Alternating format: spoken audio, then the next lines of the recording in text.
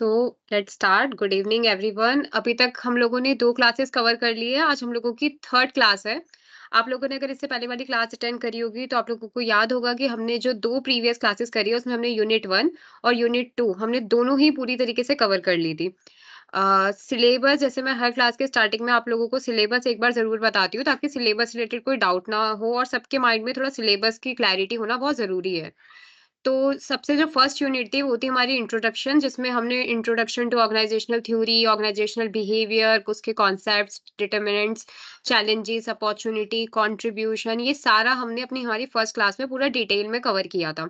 उसके बाद जो हमारी कल सेकंड क्लास हुई थी उसमें हमने यूनिट 2 इंडिविजुअल बिहेवियर पर कवर करी थी, जिसमें हमने foundation of individual behaviour, personality, traits, type A, type B, values, learning, perceptions, ये सब के बारे में पढ़ा होगा। इवन अगर आप लोगों को याद होगा तो मैंने परसेप्शन से रिलेटेड आपको बहुत डिटेल में पढ़ाया था, क्योंकि परसेप्शन जो है वो एग्जाम पॉइंट ऑफ व्यू से भी बहुत ज्यादा इंपॉर्टेंट टॉपिक है।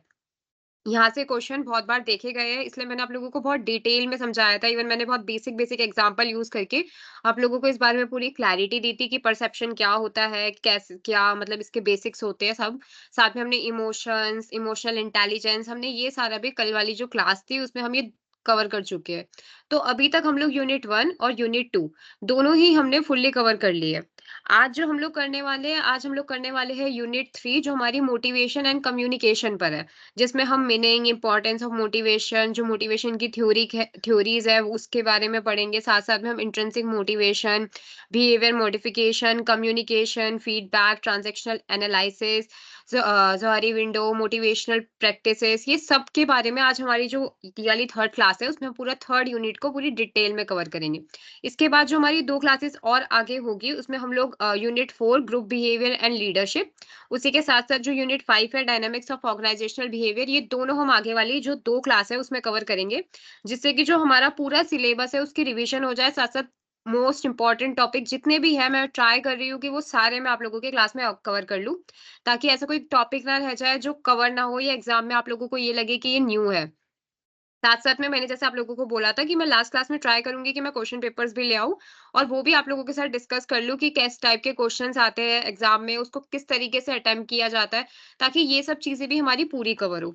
जो यूनिट 4 है वो हमारी ग्रुप डायनामिक्स पे है और साथ-साथ में लीडरशिप पर है, तो ये भी बहुत ज़्यादा इम्पोर्टेंट है क्योंकि लीडरशिप वगैरह से क्वेश्चन्स प्रीवियस ईयर में आए हुए हैं। और जो हमारी यूनिट 5 है कॉन्फ्लिक्ट, ऑर्गेनाइजेशनल चेंजेस, तो ये सब भी सारा इम्पोर्टेंट है। तो रिवीजन क्लास में तो ऑलमोस्ट हम सारे इंपॉर्टेंट चीज ही कवर कर रहे हैं। तो आज हम लोग थर्ड यूनिट को कवर करेंगे। तो आई होप हम आप लोगों को किसी को भी सिलेबस से रिलेटेड कोई डाउट नहीं होगा। मैंने सिलेबस हर क्लास के स्टार्टिंग में पूरी तरीके से एक्सप्लेन कर दिया है, तो आई होप सिलेबस सबको क्लियर होगा।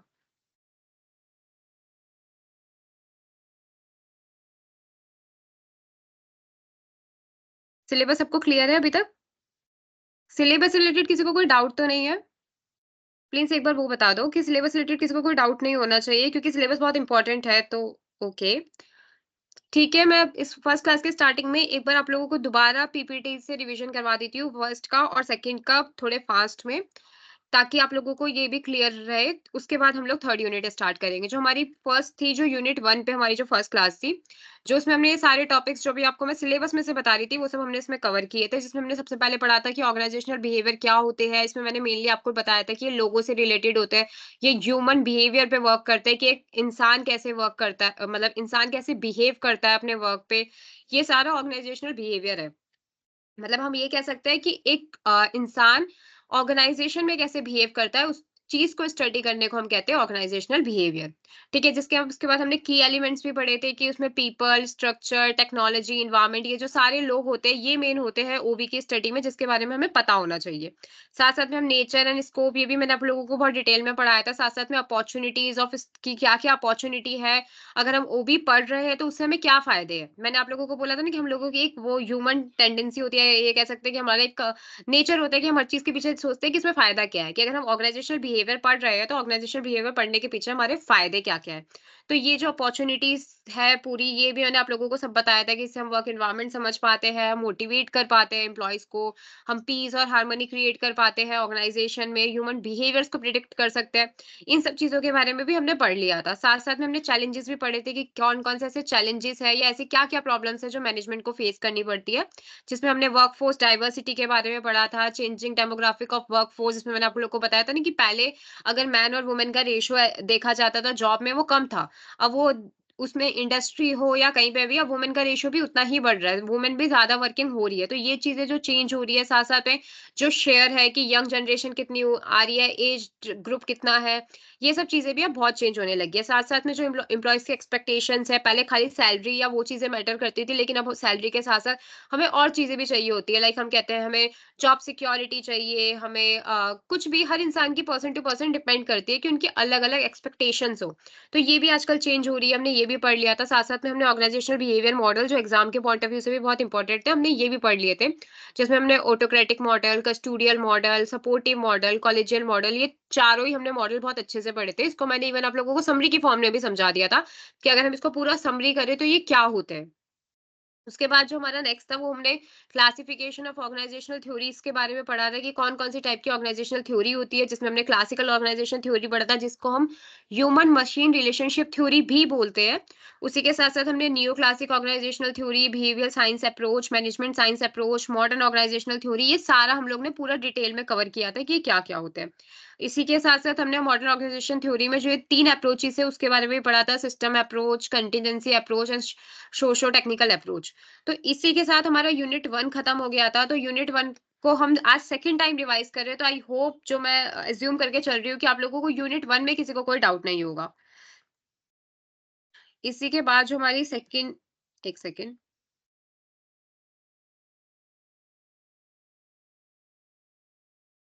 इसी के बाद जो हमने कल करी थी वो हमने करी थी यूनिट 2, जो हमारी रिवीजन क्लास की सेकंड यूनिट थी। जिसमें हमने इंडिविजुअल बिहेवियर्स के बारे में पढ़ा था कि इंडिविजुअल बिहेवियर क्या होते हैं, मतलब एक इंसान का इंडिविजुअली वो कैसे बिहेव करता है। नॉर्मली हमने इस चीज को हम कहते हैं इंडिविजुअल बिहेवियर। उसमें हमने फाउंडेशन पढ़ी थी कि इंडिविजुअल बिहेवियर की फाउंडेशन क्या है। हमने पर्सनालिटी के बारे में पढ़ा था कि वो करेक्टरिस्टिक पैटर्न होता है बिहेवियर का, या हम कह सकते हैं मोड ऑफ थिंकिंग होती है, जो डिसाइड करती है कि हम कैसे एक एनवायरनमेंट में एडजस्ट करेंगे। हम कहते हैं ना, नेगेटिव पर्सनालिटी है, पॉजिटिव पर्सनालिटी है, इंटरनल पर्सनालिटी होती है हर इंसान की, एक्सटर्नल पर्सनालिटी होती है। ये सारा भी हमने पर्सनालिटी डिटेल में पढ़ा था, जिसमें देखो हमने introvert, extrovert, type A, type B personality, judging, ये सब हम पूरा पढ़ चुके हैं। उसी के साथ-साथ हमने थ्योरीज भी पढ़ी थी कि थ्योरीज कौन-कौन सी होती है पर्सनालिटी की, थ्रेट थ्योरी और ये ह्यूमनिस्टिक थ्योरी, ये सब हम कवर कर चुके हैं। साथ-साथ में परसेप्शन, परसेप्शन मैंने आपको बहुत डिटेल में पढ़ाया था। ये मैंने पिक्चर्स के आपको एग्जांपल भी दिए थे कि हम चीज़ें को वैसा देखते हैं, हम चीज़ों को वैसा नहीं देखते जैसी वो है, हम चीज़ों को वैसा देखते हैं जैसे हम खुद हैं। Things we sorry, we don't see things as they are, we see things as we are. ठीक है? तो ये भी मैंने आप लोगों को दोनों एग्जांपल के थ्रू बताया था। साथ-साथ में मैंने आपको फैक्टर्स भी बताए थे कि कौन-कौन से फैक्टर्स हैं जो परसेप्शन को अफेक्ट कर सकते हैं। एटीट्यूड्स के बारे में बताया था मैंने कि एटीट्यूड्स क्या-क्या होते हैं, और मतलब एटीट्यूड नॉर्मली होता क्या है और क्या लर्निंग एटीट्यूड होता है, ये भी हमने पूरा कवर कर लिया था। टाइप्स ऑफ एटीट्यूड, जिसमें मैंने आपको job satisfaction, job involvement, organizational commitment, theories of attitude, ये सब हम लोग कवर कर चुके हैं। लर्निंग भी मैंने आप लोगों को बताया था कि लर्निंग क्या होता है, हमारे बिहेवियर में चेंज आना, वो कैसे चेंज आता है, एक्सपीरियंस से आता है, इंटेंशनली, एक्सीडेंटल, जो भी है, ये सब हम कवर कर चुके थे, जिसमें हमने behaviour theory, cognitive theory, values, ये सब हम कवर कर चुके हैं डिटेल में। इमोशंस, अभी मुझसे किसी ने पूछा था कि मैम इमोशंस थोड़ा क्लियर नहीं है, इमोशंस दोबारा बता देना, राइट?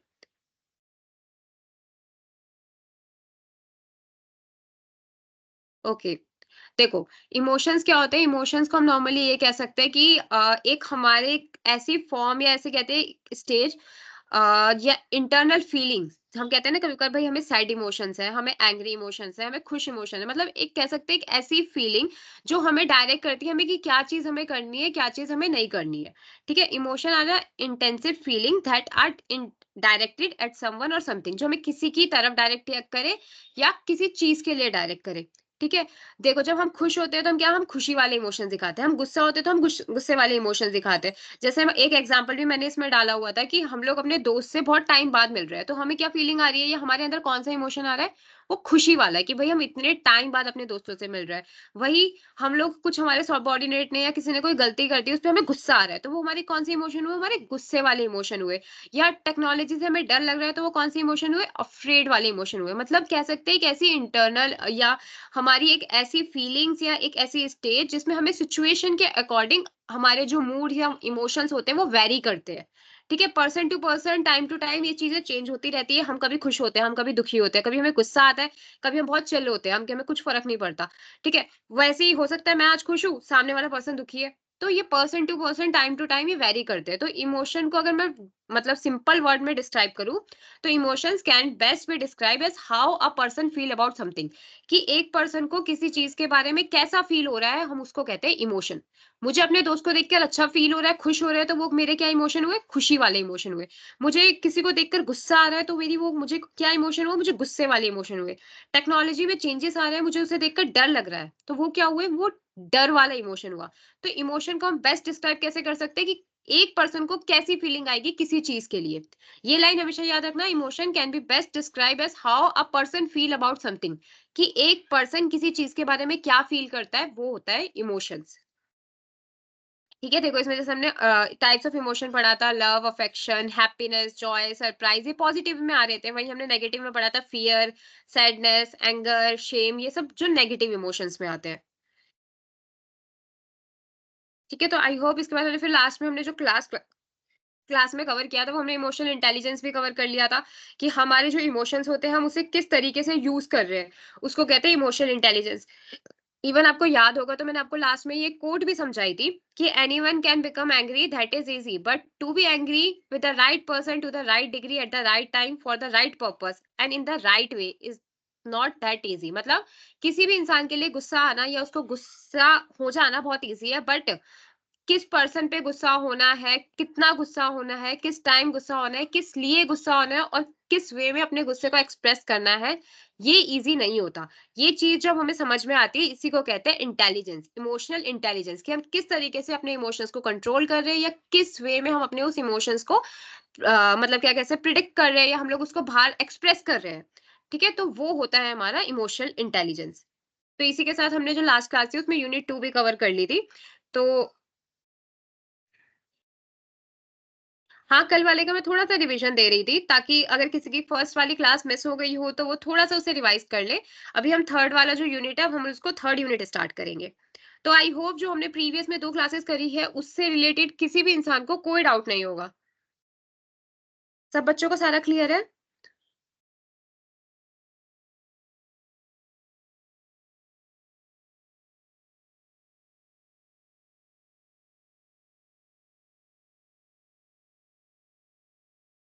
ओके, ठीक है।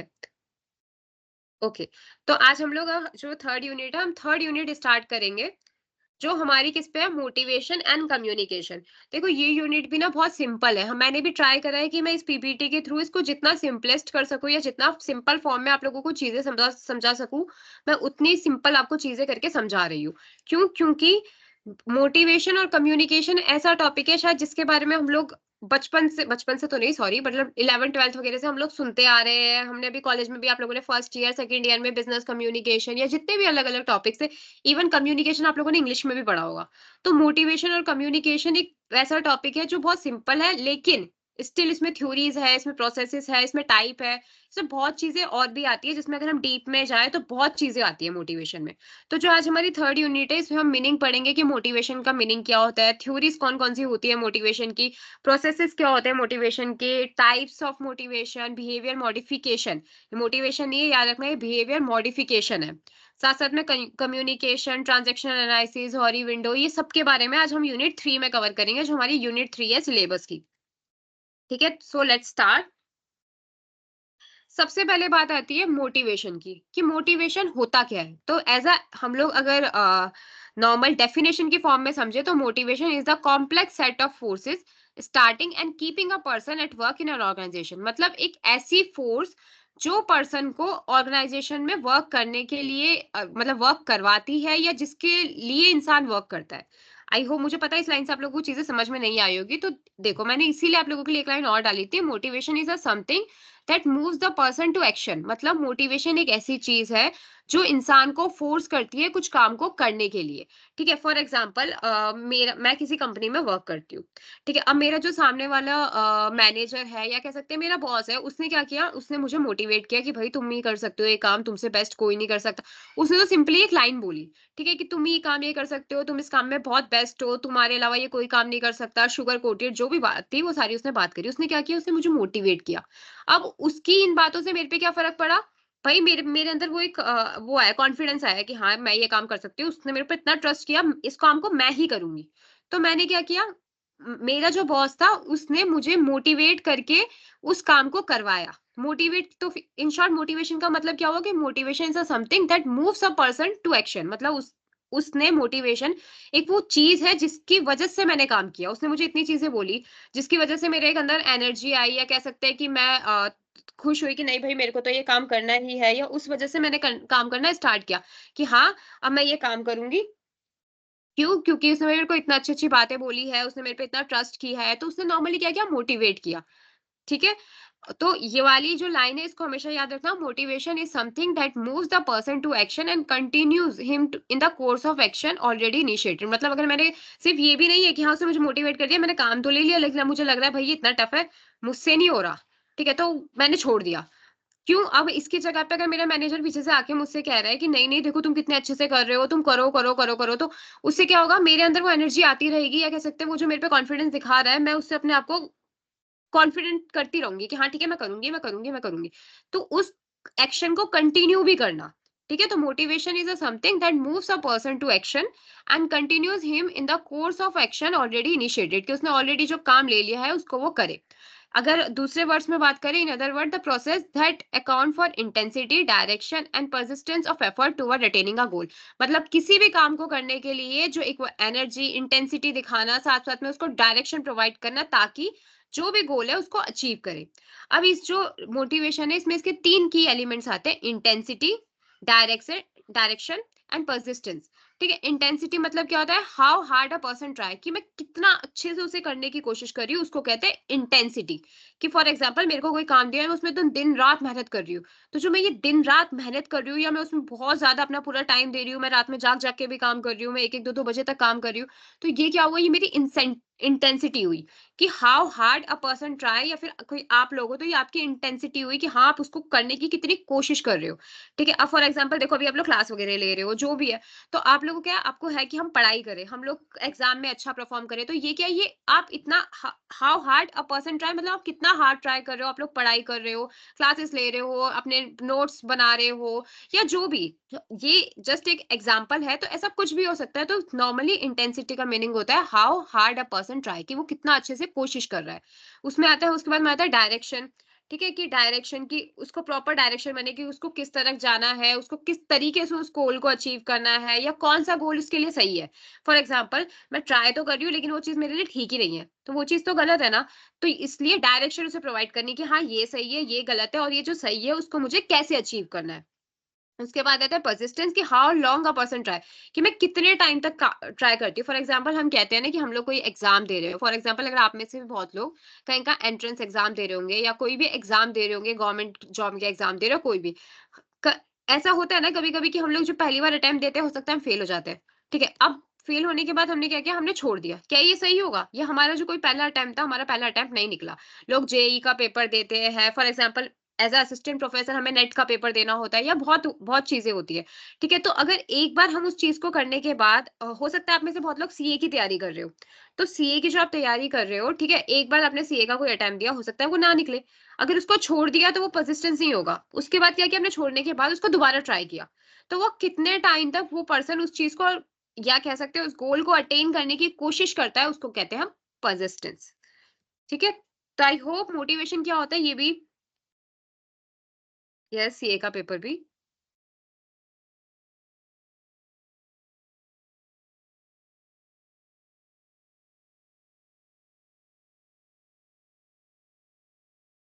तो आई होप ये सबको अभी तक क्लियर हो गया है। मोटिवेशन क्या होता है समझ में आ गया है ना सबको? और इसके की एलिमेंट्स जो मैंने अभी तीनों बताए, आई होप ये भी क्लियर हो गए होंगे। ओके। तो इसके बाद जो हमारा नेक्स्ट आता है वो हमारी आती है theories of motivation. Exam point of view से ये भी बहुत ज्यादा इंपॉर्टेंट है। जो हमारी थ्योरीज ऑफ मोटिवेशन आती है उसमें सबसे पहले तो हमारी दो, हम लोग मेन थ्योरी में बात करते हैं, content theories and process approaches. ठीक है, कंटेंट थ्योरी में हमारी मेस्लो आती है, हजारीबर्ग आती है, इसमें हम लोग इसको भी एक बोलते हैं factor three theory, three factor theory. ठीक है, मार्क लेंस वाली थ्योरी आती है। अब इसमें भी हम लोग बात करें जो प्रोसेसेस अप्रोच में, इसमें हमारी hierarchy, cognitive, motivators and evaluation, ERGP need, जो मतलब बहुत सारी हमारी थ्योरीज आती है, बट मैं आपको अभी मेन मेन वही थ्योरी कवर करवाऊंगी जो बहुत ज्यादा इंपॉर्टेंट है। ऑलमोस्ट सारी ही कवर कर रही हूँ, बट जो मेन इंपॉर्टेंट थ्योरीज है उस पर थोड़ा ज्यादा फोकस करेंगे। ठीक है, तो सबसे पहले हमारी बात आती है वो कंटेंट थ्योरी। तो कंटेंट थ्योरी क्या होता है? Content or new theory of motivation focus on the factors internal to the individual that energize and direct behaviour. मतलब ऐसे फैक्टर जो एक इंडिविजुअल को इंटरनली अफेक्ट करते हैं। ठीक है, फॉर एग्जाम्पल हम लोग कहीं पे जॉब करना चाहते हैं या हम अर्न करना चाहते हैं, हमारा उसके पीछे क्या मोटिवेशन का फैक्टर है, या कह सकते हैं कौन सा फैक्टर है जो हमें अफेक्ट कर रहा है? हम कहते हैं ना, हमें इंडिपेंडेंट बनना है, हमें एक नाम चाहिए, हमें अपनी पहचान बनानी है। तो जो हमारी नाम बनाना है, ये हमने पहचान बना रही है, ये हमारी इंटरनल फीलिंग है। ठीक है, तो हम वो जो इंटरनल फैक्टर्स होते हैं जो एक इंडिविजुअल को एनर्जी प्रोवाइड करते हैं या डायरेक्ट करते हैं उस बिहेवियर को, उसको हम, वो होता है कंटेंट थ्योरी, या कह सकते हैं उसको कंटेंट थ्योरी कहते हैं। कंटेंट थ्योरी ऑफ जो मोटिवेशन की है वो उस चीज पे फोकस करती है। फॉर एग्जाम्पल, अब जैसे आप लोगों को इसको सीए करना है या जो भी है, तो आप लोग जो सीए कर रहे हैं, अब आपको इंटरनल फीलिंग आनी कि भाई मुझे तो उसे अचीव करना है, मेरे को सीए बनना है, मुझे मेरे नेम के आगे सीए चाहिए। ठीक है, उस उसका जो आपका एक वो उसको अचीव करने का या आपकी वो कहते हैं ना लगन है, उससे क्या होता है, उससे आपके अंदर एनर्जी आती है, और उसके बाद आपका जो बिहेवियर है उसको अचीव करने के लिए होता है, आप पढ़ाई करेंगे या जो भी है आप उसके लिए एक्शंस लेंगे। ठीक है, तो वो होता है हमारी कंटेंट थ्योरी, हमें ये बताती है कि कंटेंट थ्योरी ऑफ जो मोटिवेशन है वो उस इंटरनल जो फैक्टर्स है उस पर फोकस करती है।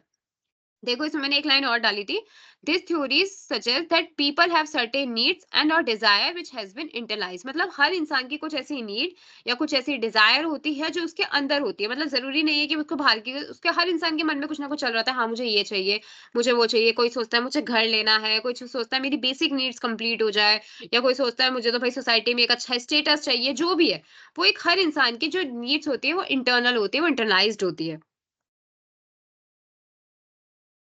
ठीक है, अब उसके बाद बात करें कि कंटेंट थ्योरी ऑफ मोटिवेशन में कौन-कौन सी थ्योरीज आती है, तो हमारी सबसे पहले आती है मैस्लोस हायरार्की ऑफ नीड्स। इसके बारे में भी आप लोगों ने बिजनेस ऑर्गेनाइजेशन वगैरह में बहुत पढ़ा होगा। हजारीबर्ग्स मोटिवेटर और हाइजीन थ्योरी। ठीक है, इसके बाद आप लोग नेम से भी याद ना करो तो इसको सिर्फ नॉर्मली ये याद रखना है ना, ईआरजी थ्योरी, ईआरजी थ्योरी। ठीक है, मार्कलेंड्स लर्न नीड और थ्री नीड थ्योरी। ये सारी जो हमारी ये चारों थ्योरीज आती है, इसको हम कंसीडर करते हैं कंटेंट थ्योरीज में। ठीक है, चलो तो हम, अब मैं आपको ये चारों थ्योरीज को डायग्राम के थ्रू समझाने की कोशिश करूंगी, क्योंकि जो डायग्राम की चीजें होती है ना वो थोड़ा लॉन्ग टर्म इम्पैक्ट देती है। तो अब इसको एकदम समझने की कोशिश करना। जो सबसे पहले हमारी थ्योरी आती है, जो आती है हमारी Maslow hierarchy of need theory. ये सब आप लोग, जो ये वाली थ्योरी है, ये सब लोग आई थिंक फर्स्ट ईयर से ही बिजनेस ऑर्गेनाइजेशन में पढ़ते हुए आ रहे होंगे। तो अब पहले मैं आप लोगों से, गुड, ये बहुत सही लाइन लिखी है, motivation is to inspire people to work, very good. तो जो हमारी जो फर्स्ट थ्योरी है Maslow hierarchy of need theory, इसके बारे में आप लोगों को क्या पता है ये बताओ।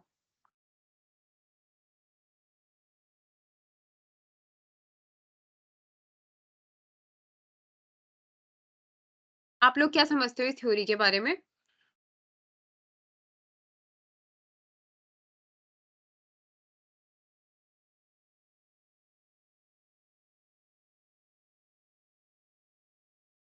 देखो, जो हम लोगों ने ये थ्योरी थी, ये हमारे एक पिरामिड फॉर्म में होती है थ्योरी, जिसमें हम लोग नीचे से स्टार्ट करते हैं कि किसी भी इंसान के लिए जो सबसे पहली उसकी जो जरूरत होती है या उसकी नीड होती है, वो होती है हमारी, इसको हम क्या कहते हैं, साइकोलॉजिकल। साइकोलॉजिकल नहीं कहते हम लोग, इसको कहते हैं फिजियोलॉजिकल। मैं भी गलत प्रोनाउंस कर जाती हूँ कभी कभार, इवन मैंने बहुत लोगों के मुंह से भी सुना है, इसको हम साइकोलॉजिकल पढ़ लेते हैं। साइकोलॉजिकल नहीं होती है, फिजियोलॉजिकल होती है। ठीक है, तो फिजियोलॉजिकल नीड होती है। इसका मतलब नॉर्मली क्या होता है? देखो, सबसे पहले जो इसमें हमारी जो नीड आती है वो हमारी आती है बेसिक नीड। मतलब हम कहते हैं ना, एक वो लाइन होती थी ना, रोटी कपड़ा मकान। कि नॉर्मली हमें क्या चाहिए, रोटी, कपड़ा और मकान। तो इसमें जो हमारी जो फर्स्ट वाली आती है, जो हमारी एकदम बॉटम वाली है, हम हमेशा बॉटम से स्टार्ट करते हैं। तो सबसे पहले हम लोग क्या चाहते हैं, जो हमारी ये बेसिक नीड हो, रोटी, कपड़ा और मकान वाली नीड, सबसे पहले वो फुलफिल हो। ठीक है? जैसे ही हमारी वो नीड फुलफिल होती है, उसके बाद हम उसके ऊपर सेफ्टी वाली नीड में जाते हैं कि भई हमें सेफ्टी चाहिए, कि हम लोग जहाँ पे रह रहे हैं, जिस आस-पास के एरिया में, वहाँ पे हम सेफ फील करें, हमें एनवायरनमेंट अच्छा मिले, हम जिस एरिया में हैं, वो वहाँ के लोग अच्छे हों। तो जो ये हमारी जो सेकंड होती है, जो हमें चाहिए होती है, वो सेफ्टी। सबसे पहले हम क्या चाहते हैं भई, हम चाहते हैं हमें खाना, अपने लिए एक कहते हैं ना, सर के ऊपर एक छत, खाना, छत और कपड़ा की सबसे बेसिक चीज़ हमें मिले, उसके बाद हम चाहते हैं हमें सेफ्टी मिले। सेफ्टी के बाद फिर हमारी जो थर्ड नीड आती है, वो हमारी आती है सोशल। हम चाहते हैं कि भई हम आस-पास हमारे लोग हो, कुछ लोग हमारे साथ हो, हम थोड़े सोशल हो, हम लोगों से इंटरैक्ट करें, मिले-जुले, हमारा फ्रेंड सर्कल हो, हमारी सोसाइटी में कुछ हो या जो भी है। इसमें नॉर्मली हमारे फ्रेंड सर्कल, रिलेशंस, ये सब चीज़ें आती हैं। उसके बाद आती है हमारी स्टीम नीड, जिसमें हम सोचते हैं हमें ज्ञान, तो हम कार ले लें या हम लोग कुछ वो करें, मतलब कार या हमारे जो भी ड्रीम्स हैं, हम उस ड्रीम्स को अचीव करने की कोशिश करते हैं, तो वो होती है हमारी स्टीम नीड। उसके बाद जो हमारी सबसे आती है, इसको हम ऊपर सेल्फ वाली को कहते हैं सेल्फ एक्चुअलाइजेशन नीड। इसका मतलब क्या होता है कि हम लोग जो फाइनली गोल, हमारा मेन गोल है, हम उसको जो अचीव करना चाहते हैं, उस गोल को हम कहते हैं सेल्फ एक्चुअलाइजेशन नीड, जिसे हम फाइनली चाहते हैं कि हम उसको अटेंड कर लें। ठीक है? वो होता है हमारा सेल्फ एक्चुअलाइजेशन नीड। तो देखो, अब इसमें जो लोअर ऑर्डर नीड्स होती है, वो नीड्स कौन-सी होती है? सैटिस्फाइड एक्सटर्नली, ये जो हमारी थी फिजियोलॉजिकल एंड सेफ्टी नीड, इसको हम कहते हैं लोअर ऑर्डर नीड। जो ये नीचे की 2 है ना, दोनों को हम कहते हैं लोअर ऑर्डर नीड, कि हमें ये मिनिमम नीड होती है कि रोटी, कपड़ा, मकान और हमें एक सिक्योरिटी, जहाँ पे हम रह रहे हैं या हम लोग जिस भी एनवायरनमेंट में जो भी, हमें वहाँ एक सिक्योरिटी मिले मिनिमम। तो वो सिक्योरिटी, ये जो 2 चीज़ होती है ना, ये हमारी होती है लोअर ऑर्डर नीड्स। उसके बाद हमारी आती है हायर ऑर्डर नीड्स। जो हायर ऑर्डर नीड्स है में हमारी आती है social, esteem, self actualization need, ये हमारी हायर ऑर्डर होती है। जो हमारी जब नीचे की दोनों फुलफिल हो जाती है, उसके बाद हम इस ऑर्डर को क्रॉस करते हैं। कोई भी इंसान होगा ना या कोई भी होगा, ये उसको ये नीचे से ही पैरामिड फॉलो करना पड़ता है कि सबसे पहले वो अपनी बेसिक नीड्स को पूरा करेगा, फिर वो सेफ्टी नीड को पूरा करेगा, फिर अपनी सोशल, फिर स्टीम और फिर आखिर में वो सेल्फ एक्चुअलाइजेशन नीड तक जाएगा। ठीक है? तो ये होती है हमारी मैस्लो हायरार्की ऑफ नीड, कि सबसे पहले हमारा जो नीड है, हमने उस नीड को एक लेवल दे दिया है कि पहले हम इस लेवल पे रहेंगे, फिर हम उसको क्रॉस करके ऊपर वाले लेवल पे जाएँगे, फिर हम उससे ऊपर जाएँगे, तो हम एक उसको पिरामिड फॉर्म में दे देते हैं। तो Maslow hierarchy of needs clear हो गया होगा, right? It refer to the basic need of person, correct?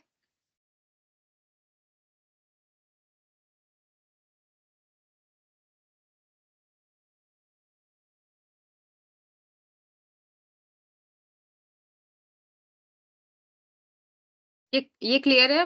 Okay, ठीक है। तो इसके बाद जो हमारी नेक्स्ट आती है, हमारी आ रही है हज़ारवाग थ्योरी ऑफ मोटिवेशन। ठीक है? ये नॉर्मली हमारे इसमें क्या होता है कि इस थ्योरी में क्या कहा गया था कि हमेशा मोटिवेट करने के लिए लोगों को 2 फैक्टर होते हैं। एक फैक्टर को हमने बोला था मोटिवेटर्स और दूसरे को हमने बोला था हाइजीन फैक्टर्स। मतलब ये कि अगर हम इन जो हाइजीन वाले फैक्टर्स हैं, इसमें कुछ भी हम चेंज करते हैं या कह सकते हैं हम उसको ज़रा-सा भी नीचे करते हैं, तो ये क्या होता है, इससे लोग डिमोटिवेट हो जाते हैं। फॉर एग्जाम्पल, रिलेशनशिप अगर हमारे पीयर्स के साथ है, अगर वो रिलेशनशिप हम जरा सा भी कम करें या उसको थोड़ा भी हम लोग गिराए या उसकी क्वालिटी को खराब करें, तो उससे क्या होगा, सब लोगों के मन में एक डीमोटिवेशन आएगा और वो एक डीमोटिवेट हो जाएंगे, जिससे कि जो उनकी वर्किंग है उस पे चीजों को अफेक्ट आएगा। हाँ, जो उनकी क्या कह सकते हैं हम लोग कि कुछ काम करने का वे है, वो थोड़ा अनइंटरेस्टेड हो जाएगा, वो लोग डीमोटिवेट फील करेंगे, जिससे इवेंचुअली जो कंपनी की वर्किंग होती है उस पे अफेक्ट आता है। तो जैसे इसमें एरो है ना, देखो हाइजीन वाले में नीचे, तो इससे याद रखना है कि इसको कम करने से कंपनी पर नेगेटिव इम्पैक्ट पड़ेगा। अब कंपनी की कुछ ऐसी पॉलिसी है जो लोगों के पक्ष में है या जो वहां पे एम्प्लॉय काम कर रहा है उसके पक्ष में है।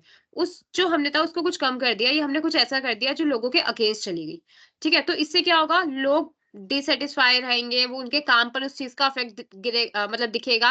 तो इवेंचुअली क्या फर्क आएगा कि जो कंपनी है उसको लॉस होगा या उसकी वर्किंग पे अफेक्ट आ जाएगा।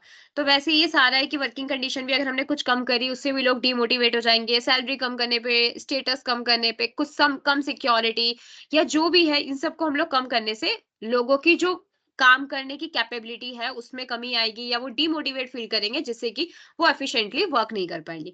वहीं जो हमारे मोटिवेटर्स होते हैं, मोटिवेटर्स वो है जिसको बढ़ाने से लोग मोटिवेट होंगे और उनका जो वर्क है वो अच्छा होगा, जिससे कि कंपनी को बेनिफिट होगा या कंपनी ग्रो करेगी। तो ये वो फैक्टर्स हैं जो लोगों को मोटिवेट कर सकते हैं। जैसे अचीवमेंट, कि लोगों ने कुछ अचीव करा जिसके लिए भाई हमने रिकॉग्निशन दी, हमने उसे अच्छे से कहा, हमने हम कहते हैं ट्रॉफी दी, सर्टिफिकेट दिया, सबके सामने बताया, तो ये जो अचीवमेंट होती है, ये लोगों को एक सेंस ऑफ अचीवमेंट की फीलिंग आना, उससे क्या होता है भाई, वो मोटिवेट होगा और जो उसका वो मतलब काम या एफिशिएंट वे है ऑफ वर्किंग का, वो इंक्रीज होगा। ठीक है। रिकॉग्निशन, जैसे मैंने अभी आपको बता दिया था, वर्क इटसेल्फ, कि वो जो वो काम कर रहा है, वो काम उसको खुद अगर सेटिस्फेक्शन दे रहा है, तो वो खुद उससे मोटिवेट होगा। ठीक है। जॉब एडवांसमेंट और अपॉर्चुनिटीज, ज्यादा से ज्यादा उसको अपॉर्चुनिटी देना, ग्रोथ अपॉर्चुनिटीज देना, तो ये चीजें क्या होती है जो इंसान को मोटिवेट कर सकती है। तो नॉर्मली जो इस थ्योरी में बात की गई थी, वो ये कही गई थी कि दो फैक्टर्स होते हैं जो किसी भी पर्सन की वर्किंग को अफेक्ट कर सकते हैं, मोटिवेटर्स और हाइजीन। मोटिवेटर फैक्टर्स अगर हम बढ़ा रहे हैं तो उससे लोगों को फायदा होगा, लेकिन वही अगर हमने हाइजीन फैक्टर को कम किया तो उससे कंपनी के लिए लॉस होगा, जिससे कि लोग डीमोटिवेट होंगे, मोटिवेट नहीं होंगे। ये वही थी हज़ारबग टू फैक्टर थ्योरी, जिसको मैंने आपको दोबारा एक लाइन में समझाने की कोशिश करी थी कि bottom line satisfaction and dissatisfaction are not opposite at the same thing, कि वो एक दूसरे के सेम थिंग में अपोजिट नहीं होते। हाइजीन फैक्टर जो अभी हमने बात करी कि सैलरी, वर्किंग कंडीशन, कंपनी की पॉलिसी, मोटिवेटर्स, अचीवमेंट, रिस्पॉन्सिबिलिटी, तो ये सब चीजें आती। हाइजीन फैक्टर को हम लोग कहते हैं ये extrinsic and related to dissatisfaction. वही जो मैंने बात करी कि इसको आप लोग कुछ भी कम करोगे तो इंसान डीमोटिवेट होगा या डिससैटिस्फाई होगा, वहीं इसको बढ़ाने से क्या होगा, वो सेटिस्फाई होगा, वो मोटिवेट होगा। तो ये थी हमारी हजारबग टू फैक्टर थ्योरी। ये भी क्लियर है? ये दोनों थ्योरी इंपॉर्टेंट है एग्जाम पॉइंट ऑफ व्यू से, इसलिए ये क्लियर है ना सबको?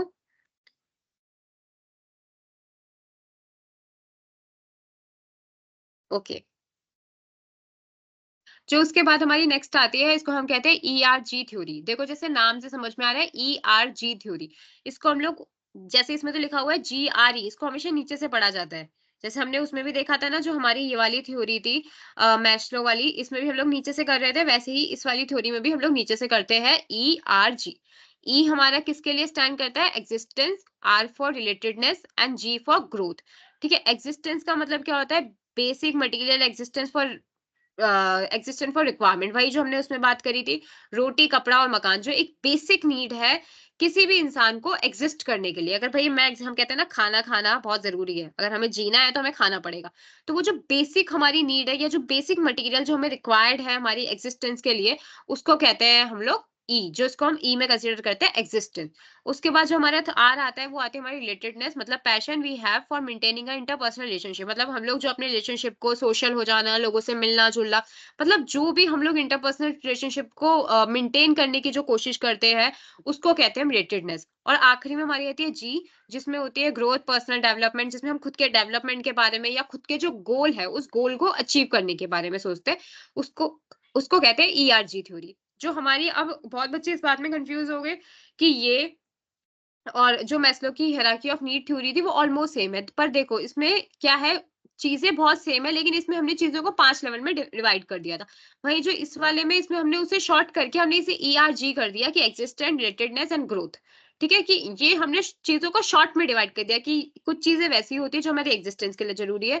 जो आर होती है, जब हम थोड़ा सोशल होना चाहते हैं, हम लोगों से मिलना चाहते हैं, थोड़े हम अपने रिलेशनशिप पर, अपनी फैमिलीज पे ध्यान देना चाहते हैं, वो हमारी होती है रिलेटेडनेस आर। और जो आखिरी में हम लोग अपना चाहते हैं, हम अपना गोल अचीव करें, हम जो चाहते हैं उसको हम अचीव करें, हमें मिल जाए, जो इसमें हमारा आखिरी में क्या आ रहा था, सेल्फ एक्चुअलाइजेशन नीड, उसी को हम लोग कहते हैं growth. Growth, personal development need. ठीक है। तो अब जो हम लोगों ने ये वाला स्टार्ट किया था कंटेंट थ्योरी, इसकी हमने 3 थ्योरी कर ली है, हमारी बस लास्ट थ्योरी रह गई है, जो हमारी ये वाली है, थ्योरी ऑफ नीड। इसमें हम लोगों ने क्या बात करी थी कि हर चीज अगर हर इंसान को मिलती जा रही है ना, तो वो भी कभी कभार सही नहीं होता। आप सब लोग कहोंगे कैसे उल्टा होता है? देखो कुछ कुछ चीजें क्या होती है जिसको हम लोग करना चाहते हैं, लेकिन क्यों, जस्ट फॉर मतलब कह सकते हैं हमारी हॉबी है, या सिर्फ हम उसके लिए ही करेंगे। या फिर कह सकते हैं कि कुछ, हर इंसान की ना कुछ नीड होती है। कोई अचीवमेंट चाहता है, कोई पावर चाहता है, कोई एफिलिएशन चाहता है, जो भी हो। ठीक है। तो हर इंसान को अगर वो मोटिवेट होना है, या मैनेजर चाहता है कि मेरा एम्प्लॉय मोटिवेट हो, तो उसके लिए सबसे ज्यादा जरूरी क्या है, कि वो जो उसके एम्प्लॉयज है, उसकी वो नीड को समझ सके, कि उसकी नीड क्या है। फॉर एग्जाम्पल देखो, हमने मेनली इसको नीड को 3 लेवल में बांटा था, need for achievement, needs for affiliation and need for power. ठीक है। नीड फॉर अचीवमेंट क्या होता है, कि भाई हम चीज को अचीव करना चाहते हैं, हम सक्सेस होना चाहते हैं। मैंने अभी सीए की बात करी, अब में से बहुत लोग हैं कि आप चाहते हो भाई मेरे को सीए बनना है, मैं वो सीए बनना चाहता हूँ, मैं उसको अचीव करना चाहता हूँ, ठीक है? वहीं अगर हम बात करें नीड फॉर फैसिलिटेशन, इसका मतलब क्या होता है, भई हम चाहते हैं हम ऐसे फ्रेंड सर्कल्स में रहें, हमारे बहुत सारे दोस्त हो, मतलब सबकी अपनी-अपनी पर्सनल लाइफ़्स होती है, तो हम अपने पर्सनल लाइफ़ में कुछ चाहते हैं, साथ-साथ में हमें होता है कि भई हमारा भी फ्रेंड सर्कल हो, हम भी दोस्तों के साथ चिल आउट करें, हम भी बाहर जाएँ। तो ये एक हमारी नॉर्मल नीड होती है कि भई हम कहते हैं ना कभी-कभार कि हम दुखी है या ऐसा कुछ है, तो हम चाहते हैं कि हमारे साथ कोई खड़ा हो, हमारा भी कोई दोस्त हो, जो हमें समझे। तो ये होती है हमारी नीड फॉर अ फैसिलिटेशन। और उसके बाद जो हमारी आती है, ये आती है नीड फॉर पावर, कि जो हमें पावर की नीड भी होती है। हम चाहते हैं कि भई मेरे पास ये पावर होनी चाहिए। भाई मेरे को ये अच्छा नहीं लगता, मैं सबके ड्रीम्स होते हैं ना, वो चाहता है भाई मेरे पास ये पावर हो, मैं ये कर दूँ। मेरे पास वो पावर हो, मैं ये कर दूँ। ठीक है? तो कुछ जो चीज़ें होती है एक इंसान को मोटिवेट करने के लिए, वो अलग-अलग नीड्स होती हैं। बेसिकली हम इंसान को जो चीज़ें मोटिवेट करती है, वो क्या होती है? वो उसकी नीड होती है। उसकी नीड ही होती है जो उसको मोटिवेट करती है वर्क करने के लिए। अब किसी इंसान को अगर अचीवमेंट है, जैसे मैंने आपको बोला सीए। अब आप सीए बनना चाहते हो, तो जो ये आपकी अचीवमेंट की नीड है ना कि मुझे वो सीए बनना है, वो जो आपकी ये नीड है अचीवमेंट की, वो आपको मोटिवेट करेगी पढ़ने के लिए कि हाँ, मैं पढ़ाई करूँ, मैं एग्ज़ाम्स क्लियर करूँ। इस चीज़ के लिए आपको मोटिवेट किया गया। तो ये मोटिवेट आपको क्या क्यों हुए आप? क्योंकि ये जो आपकी नीड थी फॉर अचीवमेंट की, वो उस वजह से आप मोटिवेट हुए। तो वैसे ही नीड फॉर पावर मोटिवेट करती है इंसान को, नीड फॉर एसोसिएशन मोटिवेट करती है। इसके बाद जो हम लोगों का नेक्स्ट आता है, वो हमारा आता है प्रोसेसेस थ्योरी। किसी को कोई डाउ किसी को कोई अभी तक कोई डाउट तो नहीं है?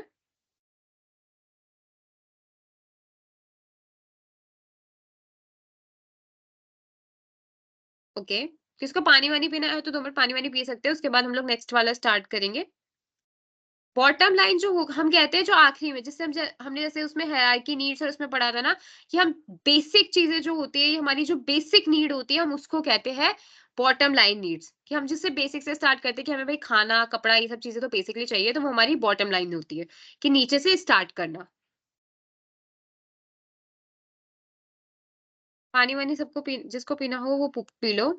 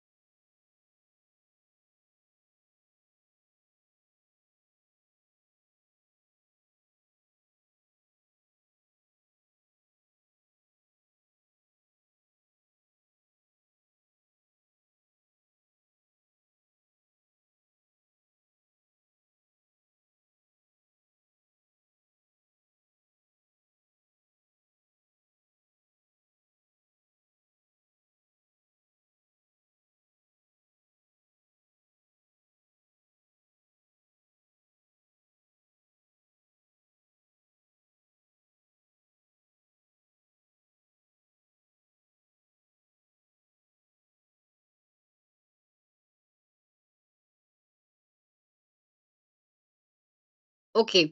तो इसके बाद जो हमारा नेक्स्ट आ जाती है,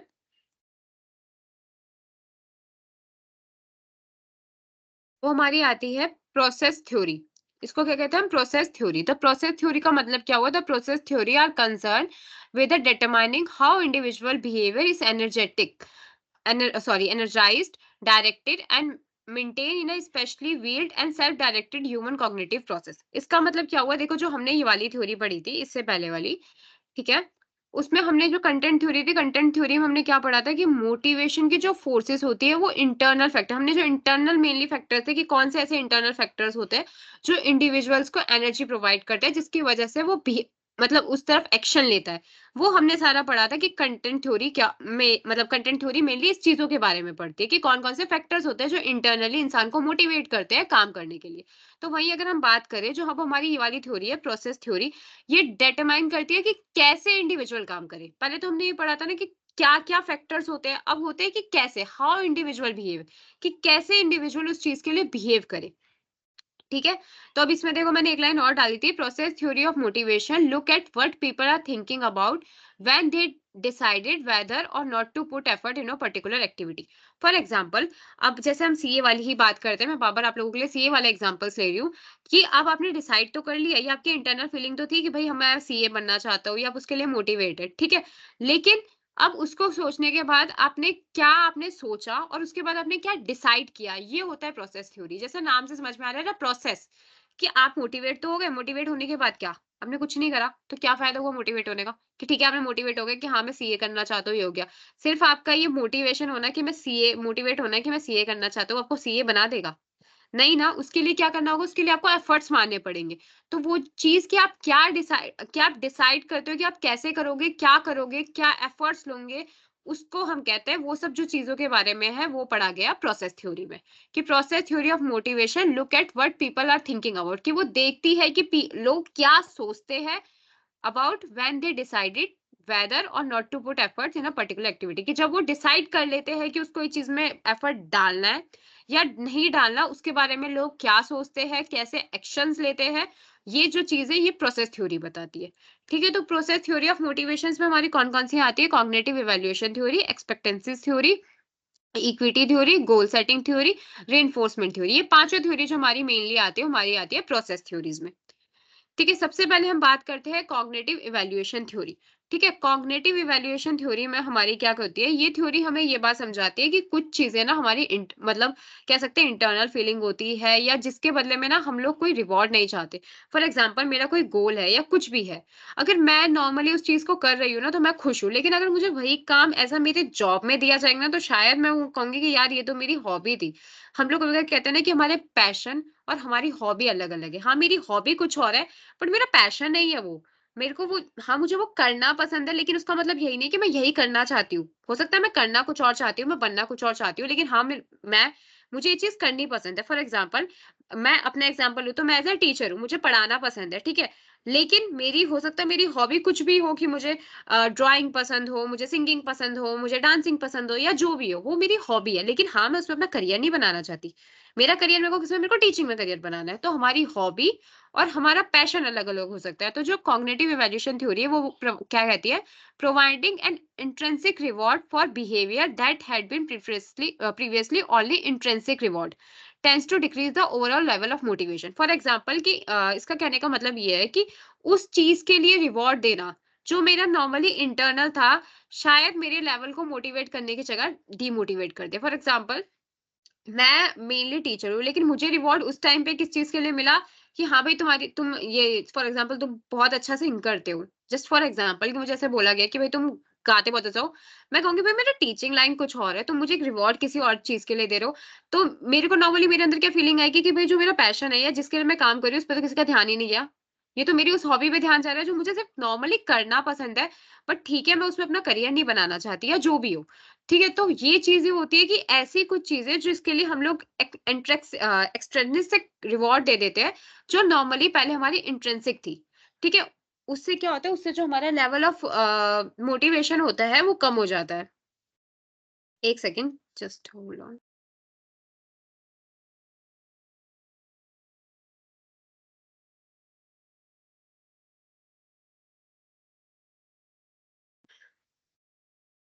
देखो, अब जैसे मैंने ना यहाँ पे आप लोगों के लिए एक हिंट भी डाला था कि for this theory think about how fun it is to read in the summer, but once reading is assigned to you for a grade you don't want it. मतलब आप नॉर्मली, आप लोगों को क्या लगता है कि अगर आपकी समर वेकेशन चल रही है, किसी को हो सकता है नॉवल पढ़ना पसंद हो। आप में से बहुत लोग होंगे जिसको नॉवेल्स पढ़ना पसंद होगा, या स्टोरी जो होती है वो चीजें, या हॉरर कुछ भी हो, आप लोगों को बुक्स वगैरह पढ़ना कुछ अच्छा लगेगा।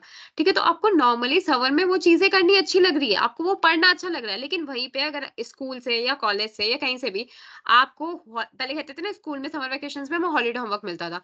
तो क्या उसमें वही आपको अगर हॉलिडे होमवर्क में ये मिल गया कि हाँ, ये बुक पढ़ के आना, या तुम्हारा ये काम है, तुम्हें इतनी रीडिंग करनी है, कि आप लोगों को अच्छा लगेगा? आप कहेंगे कि नहीं यार, ये तो मेरे को हॉबी थी, मैं अपने पसंद की पढ़ना चाहती हूँ, ये मेरे को हॉलिडे होमवर्क में या इसमें नहीं चाहिए। तो इससे क्या हुआ, आप मोटिवेट होने की जगह पे और डीमोटिवेट हो गए। तो ये इस लाइन से भी समझ में आ रहा होगा, इस हिंट से भी, कि for this theory think about how fun it is to read in the summer, कि कितना मजा आता था समर में ऐसी मतलब बुक्स को पढ़ने में या रीड करने में। But once reading is assign to you, मतलब एक बार अगर आपको वो रीडिंग असाइन कर दी गई, किस लिए? वो ग्रेड के लिए। तो आप कहोगे मुझे नहीं करनी भाई, मेरे को नहीं करनी, मेरे को वो चीज पढ़नी ही नहीं है, मुझे नहीं पसंद आ रही कि मेरे को वो ग्रेड के लिए चीजें कही जाए। तो ये होती है हमारी cognitive evaluation theory. The theory may be relevant only to the jobs that are neither extreme dull nor extreme interested. मतलब अगर हम बात करें तो ये थ्योरी नॉर्मली उस काम के लिए रेलिवेंट है, क्योंकि मुझे पता है बहुत लोग ये कह रहे होंगे कि यार अगर पसंद है तो फिर करने में क्या प्रॉब्लम है, या सबकी है। तो हम लोग जो ये थ्योरी का नॉर्मली बात कर रहे हैं, ये थ्योरी किस चीज के लिए रेलिवेंट है, ये ऐसी जॉब्स के लिए रेलिवेंट है जो ना ही एकदम डल है और ना ही बहुत ज्यादा इंटरेस्टेड है। जो मिनिमम मॉडरेट लेवल की जॉब्स होती है ना, ये नॉर्मली उस पर वर्क करती है ये वाली थ्योरी।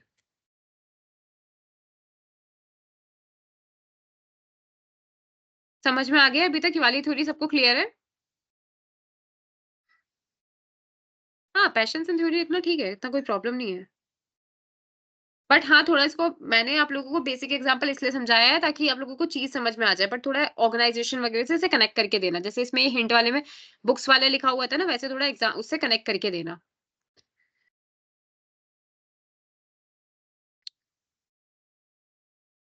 शॉर्ट में एक बार और रिपीट कर दो, ओके, नो प्रॉब्लम।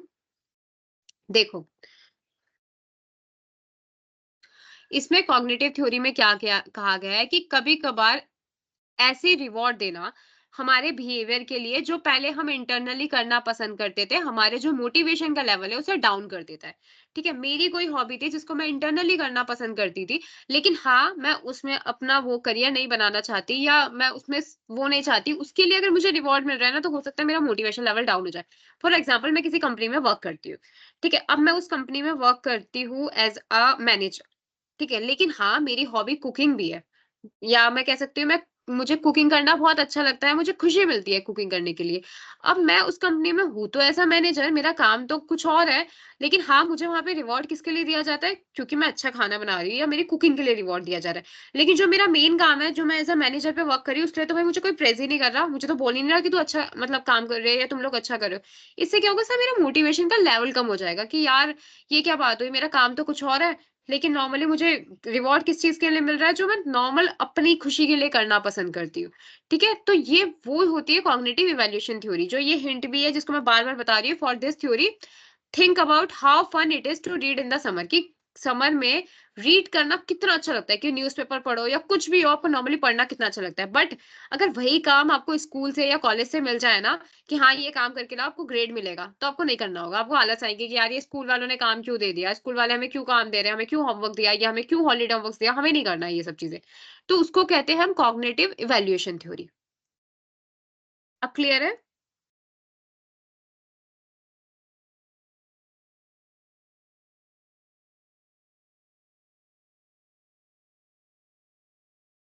ओके। तो इसके बाद जो हमारी नेक्स्ट आती है, वो हमारी आती है एक्सपेक्टेंसी थ्योरी थ्योरी। ठीक है, एक्सपेक्टेंसी थ्योरी जैसे नाम से समझ में आ रहा है कि हर इंसान की या हर एम्प्लॉयज की कुछ एक्सपेक्टेशंस होती है खुद से, खुद के परफॉर्मेंस से, कंपनी से, या किसी से भी हो सकती है। तो ठीक है, तो एक्सपेक्टेंसी थ्योरी नॉर्मली एक्सपेक्टेंस या एक्सपेक्टेशंस पे बनी हुई है। ठीक है, तो जैसे एक्सपेक्टेंसी, उसके बाद होते हैं, हम कहते हैं इंस्ट्रूमेंटेलिटी वेरिएंस। अब इसको मतलब बताओ तो employees believe that efforts will result in acceptable performance, कि एम्प्लॉइज ये बिलीव करते हैं कि जो एफर्ट है उसका रिजल्ट क्या आए, हमारी एक्सपेक्ट मतलब ये है ना, हमने नॉर्मली नाम किया है एक्सपेक्टेंसी थ्योरी। मतलब हम लोग ये नॉर्मली एक एम्प्लॉय बिलीव करते हैं, एक्सेप्ट एक्सपेक्ट करते हैं कि जो भी हम काम कर रहे हैं या हम जो भी एफर्ट्स ले रहे हैं, उसका जो परफॉर्मेंस है उसे एक्सेप्ट किया जाए, या उसको इनकरेज करें हमें काम के लिए, या कुछ भी है। मतलब नॉर्मली एक एम्प्लॉयज का बिलीव होता है कि उसके जो एफर्ट है उसे एक्सेप्ट करे, हम कहते हैं ना स्वीकार करे। भाई, मैं कुछ काम कर रही हूँ, मैंने मैंने रात में जागकर कुछ काम किया। फॉर एग्जाम्पल, मैंने कोई एक्सेल की शीट बनाई, मैंने कुछ कंपनी के लिए काम किया।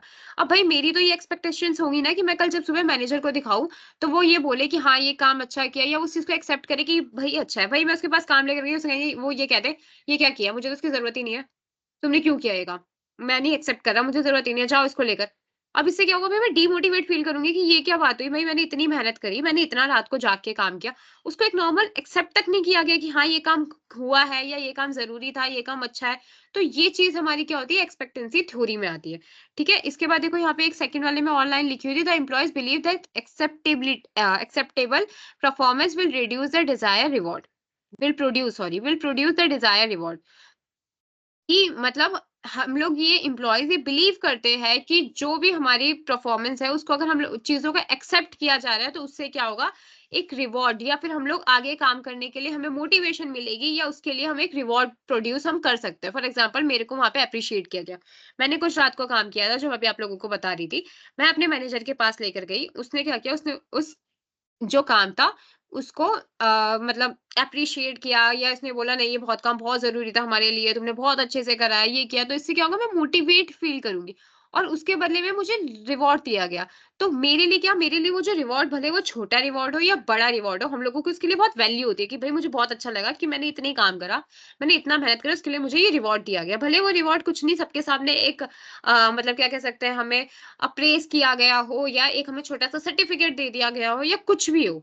वो एम्प्लॉयी उस रिवॉर्ड को वैल्यू करता है। ठीक है? तो हर एम्प्लॉयी की एक्सपेक्टेंसी होती है, कह सकते हैं वो एक्सेप्ट करता है कि हाँ, या एक्सपेक्ट करता है, सॉरी। हर एम्प्लॉयी एक्सपेक्ट करता है कि भाई उसको उस चीज़ के लिए रिवॉर्ड मिले या उस काम को वो एक्सेप्ट किया जाए। इसके बाद जो हमारी नेक्स्ट आती है वो आती है हमारी इक्विटी इक्विटी थ्योरी। जैसे कि नाम से पता चल रहा है कि इक्विटी मतलब इनपुट और आउटपुट दोनों इक्वल होने बहुत जरूरी है।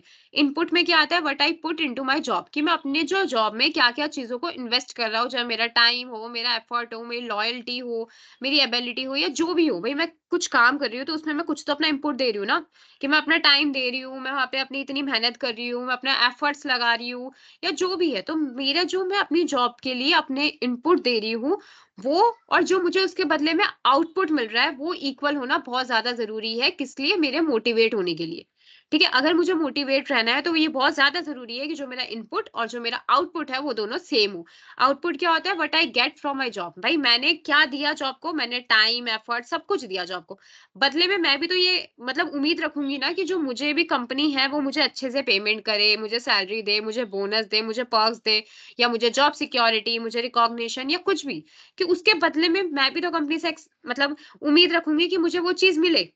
तो नॉर्मली हमारी इक्विटी थ्योरी क्या कहती है कि भाई हमारा आउटपुट और हमारा इनपुट दोनों सेम होना चाहिए, कि भाई मैं जितना इनपुट दे रही हूँ उतना ही मुझे आउटपुट मिले। अगर किसी इंसान को मतलब कह सकते हैं अगर उसको आउटपुट कम मिले तो उसके अंदर क्या, उसके अंदर डिमोटिवेट फीलिंग आ जाएगी।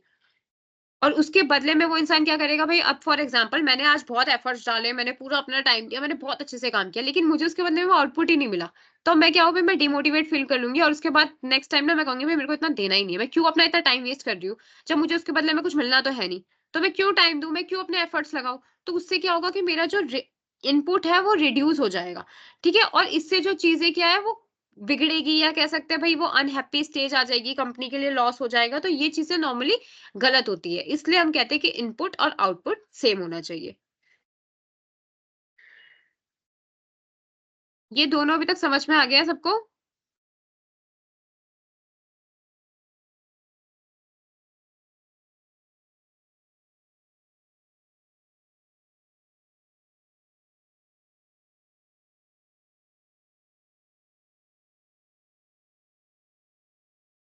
ओके। उसके बाद जो हमारी नेक्स्ट आती है वो हमारी आती है गोल सेटिंग थ्योरी। ठीक है? गोल सेटिंग थ्योरी जैसे कि नाम से समझ में आ रहा है कि कभी कभार चीजों के लिए गोल सेट करना, या कहते हैं ना हम किसी को हम टारगेट देते हैं, उससे क्या होता है, उससे उसकी परफॉर्मेंस अच्छी होती है। कभी कोई कहते हैं ना हम किसी को हम चैलेंज देते हैं ना, वो चैलेंज हमारे लिए अच्छे होते हैं। कंपटीशन जैसे आप लोग भी होंगे स्कूल में या कभी भी कॉलेजेस में वगैरह में, कभी आप लोगों ने देखा कि आपके और आपके फ्रेंड के बीच में एक वो हेल्थी कंपटीशन होता है। भाई तू इतने मार्क्स लेकर आया, मेरे को भी इतने मार्क्स लेकर आने। मतलब कंपटीशन, मैंने हमें क्या वर्ड यूज किया, हेल्थी कंपटीशन होता है। ठीक है? तो वो जो हमारा एक गोल होता है या एक कह सकते हैं कि वो गोल को सेट करना या कुछ भी, कि भाई मैं चाहता हूँ कि मेरे जो एग्जाम्स आ रहे हैं मैं इसमें इतने परसेंट अचीव करूँ। ठीक है? अब वो मेरा गोल है। फॉर एग्जाम्पल अगर मैं कंपटीशन से ना भी कंपेयर करूं, मैंने नॉर्मल एक गोल रख लिया कि मुझे उस गोल को अचीव करना है। इससे क्या होगा, जो मैंने वो गोल को सेट किया, उस गोल को सेट करने की वजह से जो मेरी परफॉर्मेंस होगी वो अच्छी होगी। अभी हम बार-बार सीए की बात कर रहे थे, मैं दोबारा आपको सीए के एग्जांपल से ही समझाती हूँ कि जैसे अगर आपने डिसाइड किया था भई आपको सीए बनना है। अब आपने अपना गोल सेट कर लिया है कि मेरे को वो सीए बनना है। अब उस सीए बनने के लिए आप क्या करोगे? भई आप मेहनत करोगे, आप बहुत अच्छे से मतलब पढ़ाई करोगे, अपना पूरा एफर्ट्स डालोगे। उससे क्या होगा? उसके उससे आपकी परफॉर्मेंस अच्छी होगी। ठीक है? तो इसका मतलब क्या होता है कि that specific and difficult goal with a self generated feedback lead to higher performance. कि हमने स्पेसिफिक और साथ में डिफिकल्ट गोल रखे हैं, साथ-साथ में हम क्या कर रहे हैं? सेल्फ जनरेटेड फीडबैक कि भई आज मैं इतने मार्क्स लेकर आया है, मैंने कोई मॉक टेस्ट अटेम्प्ट किया। ठीक है, अब मैंने वो मॉक टेस्ट देखा कि यार मेरे परफॉर्मेंस अच्छी नहीं आई है इस मॉक टेस्ट में, मुझे ना थोड़ा और पढ़ना पड़ेगा, मेरे ये वीक एरियाज है। अब मैं इस वीक एरिया को पढ़ के मैं और अच्छे से काम करूंगा, या मैं और अच्छे से नेक्स्ट टाइम अपना मॉक टेस्ट अटेम्प्ट करूंगा, तो इससे क्या मेरी परफॉर्मेंस अच्छी होगी। तो गोल सेटिंग थ्योरी हमें यही बोलती है नॉर्मली, इसके बेसिक प्रेमिसेस यही है कि दैट स्पेसिफिक और difficult goals with a self generated feedback lead to higher performance. ठीक है,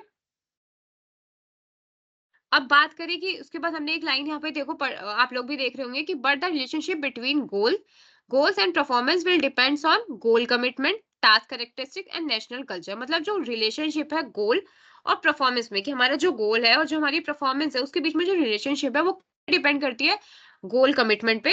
आई want to do it and I can do it, मतलब मैं ये करना चाहता या चाहती हूँ और मैं इसको करूंगी, आई कैन डू इट। ठीक है, मैं इसको कर सकती हूँ। तो ये जो हमारे गोल कमिटमेंट है, ये इस बात पे भी हमारी रिलेशनशिप डिपेंड करती है गोल और परफॉर्मेंस के बीच में, साथ साथ में टास्क के कैरेक्टरिस्टिक्स पे कि भाई वो कितना अच्छे से डिफाइंड है, वो कितना हम लोगों को पता है कैसे क्या करना है, कितना सिंपल है। नॉर्मली टास्क पे भी हमारी चीज डिफाइन करती है, साथ साथ में नेशनल कल्चर कि हमारा भाई आसपास का कल्चर क्या है, या कुछ ऐसी चीज, भाई हमारा कुछ ऐसा गोल है जो हमारा कल्चर में अलाउ ही नहीं करता। ठीक है, तो उस वो सब चीजें भी बहुत सारी डिपेंड करती है। तो जो रिलेशनशिप है गोल और परफॉर्मेंस की, वो इन तीन चीजों पे डिपेंड करती है।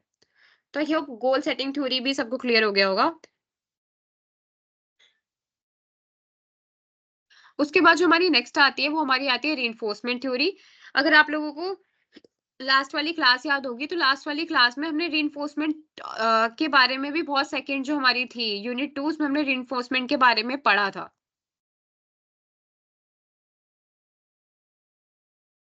देखो जो हमारी यूनिट 2 थी उसमें हमने रीइंफोर्समेंट के बारे में आई थिंक यूनिट 2 नहीं, सॉरी यूनिट 1 थी हमारी, उसमें हमने रीइंफोर्समेंट के बारे में पढ़ा था।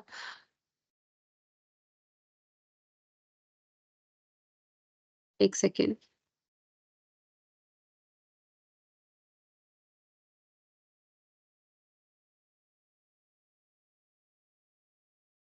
ये रहा, सॉरी यूनिट 2 में ही था हमारा। रीइंफोर्समेंट थ्योरी जो हमने इसमें एटीट्यूड वाले में पढ़ी थी, हाँ। एटीट्यूड वाले में हमने रीइंफोर्समेंट थ्योरी पढ़ी थी जो हमारी यूनिट 2 थी। ठीक है, तो ये यही वाली चीज़ हम लोगों की इसमें भी आती है।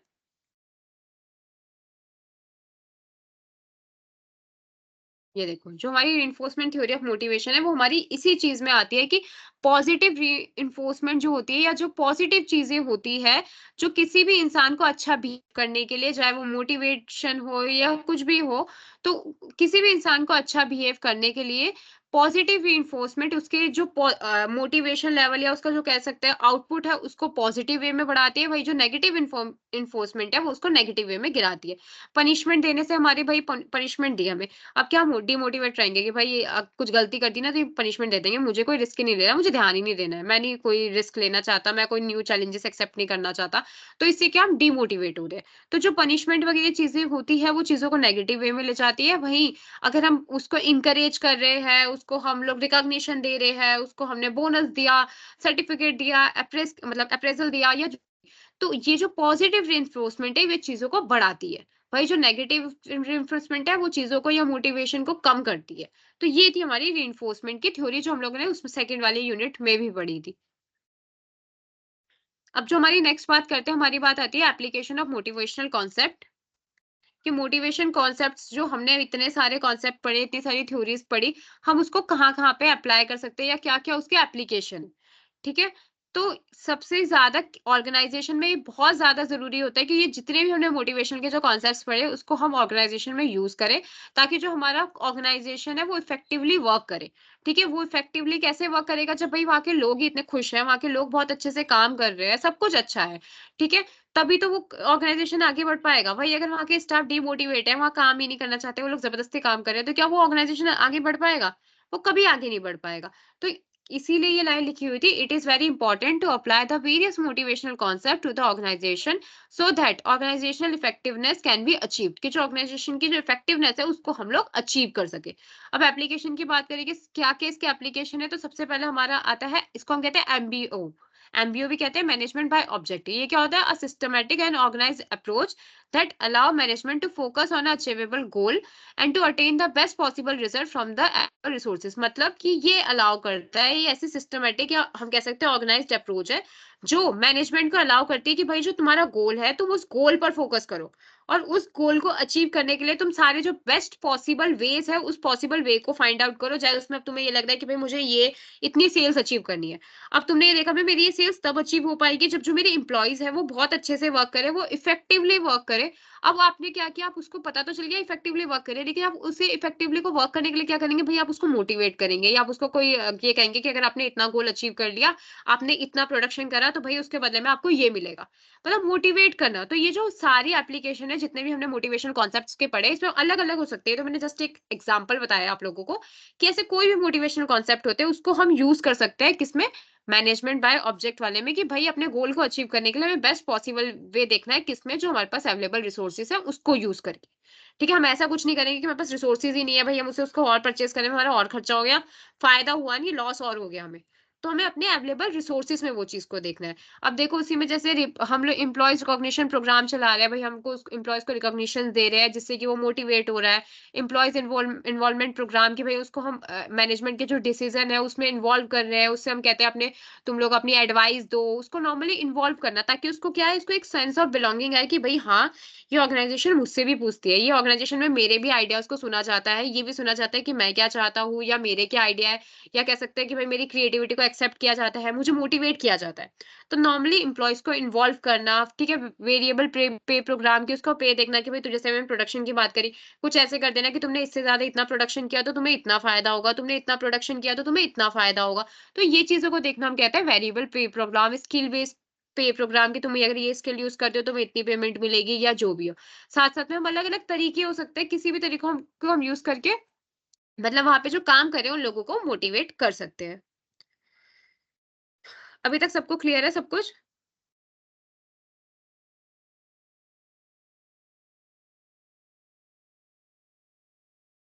राइट, एमबीओ में पहले गोल बनता है, फिर हम उसको अचीव करते हैं effectively and efficiently with the available resources, कि हमारे जो अवेलेबल रिसोर्सेज है हम उस रिसोर्सेज को यूज़ करके हम उसे अचीव करते हैं।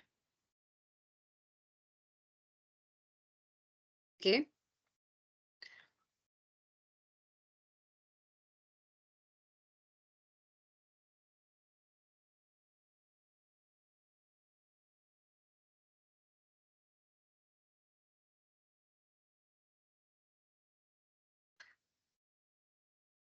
मैं हर क्लास के एंड में पीपीटी शेयर कर देती हूँ। इस यूनिट की भी पीपीटी मैं आप लोगों के साथ शेयर कर दूँगी। Don't worry about PPT and study material and all. मैं सारे आप लोगों के साथ, इवन जो हमारी लास्ट क्लास होगी मैं उसमें जितना ज़्यादा स्टडी मटीरियल हो सकता है, ज़्यादा मैं स्टडी मटीरियल आपसे शेयर कर दूँगी। मैं ड्राइव पे अपलोड नहीं करूँगी, मैं पीपीटी का अलग से आपको लिंक दे दूँगी। मैं ड्राइव पर अपलोड नहीं कर रही हूँ, मैं नॉर्मल आपको एक पीपीटी का लिंक दे दूँगी, तो आप उससे डाउनलोड कर लेना।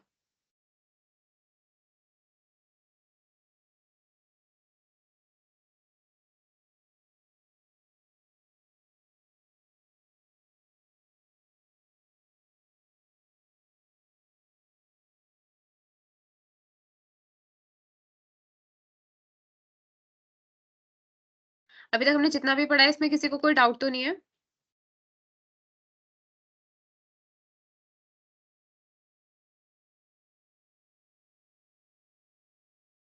आई कोई ग्रुप वगैरह का मेरी साइड से नहीं बना। अभी तक हम लोग 3 यूनिट मतलब तीसरी यूनिट कर रहे हैं, जो आज हम लोग तीसरी यूनिट भी कवर कर लेंगे। तो मतलब तीसरी यूनिट तक सबको ऑलमोस्ट सारी चीज़ें क्लियर है। मतलब बेसिक से मैं पढ़ाने की कोशिश कर रही हूँ, बहुत सिंपल-सिंपल चीज़ें कवर करके, ताकि बेसिक क्लियर हो जाए। तो आई होप बेसिक तो अभी तक सबके क्लियर हो गए होंगे। प्रीवियस ईयर क्वेश्चन पेपर भी देख रहे हो ना आप लोग? मतलब कल तो मुझे 1-2 मतलब बच्चों ने आंसर किया था कि उन्होंने प्रीवियस ईयर, राइट, सारे एम्प्लॉइज मनी से मोटिवेट नहीं होते, बिल्कुल करेक्ट बात है, क्योंकि भाई हम कहते हैं ना पैसा ही सब कुछ नहीं होता। कि हम लोगों को खाली सैलरी मिल रही है, तो हम सिर्फ सैलरी से ही हम मोटिवेट हो रहे हैं ये ज़रूरी नहीं है। हम कभी-कभार क्या चाहते हैं कि भई हम लोग जो काम कर रहे हैं उसके लिए हमें रिकॉग्निशन मिले। हम लोग कुछ काम करके दे रहे हैं तो भई हमें मनी की टर्म में ही सब कुछ नहीं चाहिए। हम नॉर्मली चाहते हैं भई उसे एक हमें नॉर्मली हम कहते हैं ना कभी-कभार कि हमें एक हँस के खाली यही बोल दो कि भई तुमने बहुत अच्छा काम किया, हम उससे ही बहुत खुश हैं। इवन आप लोग भी कभी-कभार ये चीज़ों को ना मतलब इमेजिन कह लो या फिर कभी आप लोगों ने एक्सपीरियंस भी किया होगा उस चीज़ को कि आप कुछ कोई काम करते हैं, आप लोग को कोई खाली नॉर्मली हँस के कह देता है ना, हाँ, ये काम अच्छा लगा। आप पूरे दिन खुश रहते हो कि हाँ, आज उसने मुझे ये बोला कि अच्छा लगा। फॉर एग्ज़ाम्पल अगर आप में से बहुत लोग सारे लोगों को कुकिंग अच्छी लगती होगी, ठीक है? आप कोई खाना बनाओ, कोई खाना बनाने के बाद मम्मी-पापा या कोई जिसको भी आप खाना खिला रहे हो, वो बस आपसे ये बोल दे कि हाँ, आज आपका खाना बहुत अच्छा बना है या मेरे को बहुत अच्छा लगा। ठीक है? वो भले अच्छा मतलब नॉर्मली बोले पर उस बात को सुन के आप कितना खुश हो जाते हो। आप पूरे दिन भर शायद खुश रहते हो ये सोच के कि हाँ, जो मैंने आज बनाया था वो सबको पसंद आया। ठीक है? तो ये होती है इस चीज़ से भी आप मोटिवेट रहते हो। फॉर एग्ज़ाम्पल आपको एक दिन किसी ने बोल दिया कि हाँ, ये खाना अच्छा बना था, फिर आप क्या नेक्स्ट डे क्या बोलोगे? हाँ, भाई मेरे को आज दोबारा बनाना है। क्योंकि आप मोटिवेट हो गए कि हाँ, मुझे किसी ने मेरी तारीफ़ करी, किसी ने मेरे लिए उसके लिए अच्छी चीज़ बोली और मेरे को उस चीज़ के लिए दोबारा करना है। राइट। तो ये चीज़ें होती है इसलिए मनी खाली नहीं होता कि या हम कहते हैं कि मनी सिर्फ़ मैटर नहीं करता और चीज़ें भी होती है जो मैटर करती है। हाँ, राइट। हमें वर्क प्लेस ही बेटर चाहिए तो हम चाहते हैं कि वहाँ का जो एनवायरनमेंट है, वो अच्छा रहे, हमारे जो पीयर्स हैं, वो अच्छे रहे, हम जिसके साथ काम कर रहे हैं, उसके साथ हमारा मतलब कह सकते हैं कि हमारा रिलेशनशिप अच्छा हो। ये ना हो कि भई हम उसके साथ काम तो कर रहे हैं, लेकिन हमें उसके साथ काम करने में अच्छा नहीं लगता कि भई ये बहुत वो है, मुझे इसके साथ काम करना पसंद नहीं है। तो हमें वो सब चीज़ें भी अच्छी चाहते हैं। अब फॉर एग्ज़ाम्पल मैनेजर है, आप चाहते हो कि भई आपका मैनेजर अगर किसी का भी इंसान का मैनेजर या फिर जो भी आपका बॉस है, वो रूड है, आपको अच्छा लगेगा कि हाँ भाई इसका नेचर कितना रूड है। आप कहोगे कि नहीं, नहीं मुझे नहीं करना, मैं ये तो हमेशा गुस्से में रहता है, मैं कुछ भी काम करके ले जाओ ये डाँटता रहता है या कुछ नहीं। वहीं आपका एक ऐसा एनवायरनमेंट है कि जो आपका मैनेजर है वो आपको मतलब हमेशा हँस के बात करता है, आप कोई भी आइडिया लेकर जाते हो, आपके आइडिया को वो वेलकम करता है, तो आप लोगों को कितना अच्छा लगेगा। ठीक है, फॉर एग्ज़ाम्पल अभी हम लोग डिस्कशन कर रहे हैं, आप लोग मेरे से नॉर्मल चैट में कन्वर्सेशन कर रहे हो। मैं आप लोगों की बातें भी सुन रही हूँ, मैं उसको भी आंसर कर रही हूँ। ठीक है? तो आप लोगों को भी होता है ना कि हाँ, देखो हम अपने आइडिया रख रहे हैं तो हम लोगों को अच्छा लग रहा है। वहीं अगर मैं कह दूँ नहीं, नहीं भाई ठीक है, कोई आइडिया नहीं रखेगा, कुछ नहीं करेगा, मैं थोड़ा रूड बिहेव करूँ, अच्छा लगेगा? तो ये चीज़ें होती है जो दूसरी चीज़ें भी होती है जो हम लोगों को मतलब अफ़ेक्ट करती है। तो राइट ये बिल्कुल सही लिखा है we want better workplace as well. तो मोटिवेशन तो बहुत तरीके से हो सकता है, बहुत अलग-अलग तरीके से हो सकता है। मतलब मुझे अब आप लोगों की बातें सुन के इतना तो समझ में आ रहा है कि आप लोगों को मोटिवेशन समझ में आ चुका है। मतलब अब एग्ज़ाम में अगर किसी को भी मोटिवेशन से रिलेटेड कोई भी टॉपिक या कुछ भी आता है, तो कोई गलत नहीं करके आएगा। सब लोग सही आंसर करके आएँगे मोटिवेशन का। किसी के मार्क्स नहीं जाने चाहिए। चलो इसके बाद फिर हम लोग आगे नेक्स्ट स्टार्ट करते हैं। अब हमारा जो नेक्स्ट आता है वो हमारा आता है प्रोसेस ऑफ मोटिवेशन कि मोटिवेशन के प्रोसेस कौन-कौन से हैं, ठीक है? तो इसमें क्या करते हैं सबसे पहले हम लोग ऊपर से स्टार्ट करते हैं। अभी तक हम लोग सारे पिरामिड में क्या पढ़ते थे हम नीचे से स्टार्ट करते थे लेकिन यहाँ से हम ऊपर से स्टार्ट करते थे। मोटिवेशन कैसे होता है सबसे पहले हमारी कुछ भी वांट्स होती है जो अनसैटिस्फाई होती है, ठीक है? तो सबसे पहले हमारी जैसे अब इसमें एक नॉर्मल था कि डिज़ायर फॉर प्रमोशन कि हम लोगों को हमें प्रमोशन चाहिए। अब ये जो हमारी प्रमोशन है वो कौन-सी हमारी वांट है, वो हमारी अनसैटिस्फाइड वांट है, जो हमारी वांट पूरी नहीं हुई है। या ऐसी वांट जिससे हम सैटिस्फाई नहीं है या हम चाहते हैं उसको पूरा करना। तो ठीक है, तो सबसे पहले क्या हुआ वो अनसैटिस्फाई वांट आई। उसके बाद उसकी वजह से क्या हुआ, उसकी वजह से हमारे अंदर फ्रस्ट्रेशन आई है। ठीक है, हम लोग एक वो हो रहे हैं कि भाई ये क्या है? मैं इतना काम कर रहा हूँ, मेरे मेरे को तो उसके लिए इतनी रिकॉग्निशन मिल ही नहीं रही, मेरे काम या मेरे एफर्ट्स की तो कोई वैल्यू ही नहीं कर रहा। अब उस ना करने की वजह से मेरे अंदर क्या है, मेरे अंदर एक फ्रस्ट्रेशन आई कि भाई मुझे नहीं करना, मेरे को नहीं पसंद। कि ये क्या बात हुई कि मैं इतनी मेहनत करता हूँ, मैं इतना काम करता हूँ, मेरे काम की कोई वैल्यू ही नहीं करता। हम कहते हैं ना हमारी कदर ही नहीं है। हम लोग ये लाइन हम बहुत यूज़ करते हैं बार-बार कि भाई हमारी तो कोई कदर ही नहीं करता। तो ये चीज़ क्या है, ये हमारी अनसैटिस्फाइड वांट है या जो भी हो। फॉर एग्ज़ाम्पल मैं कुछ काम कर रही हूँ, मैं ये सोचती हूँ कि हाँ, मैं ये काम अच्छा करके दे रही हूँ, तो मेरी भी तो भाई प्रमोशन होनी चाहिए। मैं 1-2 साल से इतने अच्छे से इस कंपनी के लिए इतनी मेहनत करे जा रही हूँ, इतना कुछ कर रही हूँ, लेकिन बदले में मुझे क्या मिल रही है, मेरी एक नॉर्मल प्रमोशन तक नहीं हुई है अभी तक। ठीक है? तो ये चीज़ क्या होती है, मेरी जो अनसैटिस्फाइड वांट है वो होती है। उसके बाद उसकी वज़ह से फ्रस्ट्रेशन आती है। फ्रस्ट्रेशन के बाद हमारा जो नेक्स्ट आता है वो तो हमारा ड्राइव। मतलब मैं उसके लिए बदले में क्या करती हूँ, मैं अल्टरनेटिव देखना स्टार्ट कर देती हूँ। अब वो अल्टरनेटिव कुछ भी हो सकता है। अगर मैं या तो अपने जो मैनेजर या अपनी जो कंपनी है मैं उनसे बात करूँगी, अपने बॉस से बात करूँगी कि भाई ये क्या बात हुई, मैं इतना कर रहा हूँ, ना मेरा प्रमोशन हो रहा है, ना मेरा कुछ हो रहा है। मैं इसी काम पे वो कर रहा हूँ, या उसके बाद अगर मेरी कंपनी नहीं सुनती तो हम लोग फिर दूसरी कंपनी देखते हैं या हम लोग दूसरी जॉब देखना स्टार्ट कर देते हैं कि भाई मैं ऐसी जॉब देखता हूँ जहाँ पे मेरी एटलीस्ट मेरे काम की वैल्यू हो।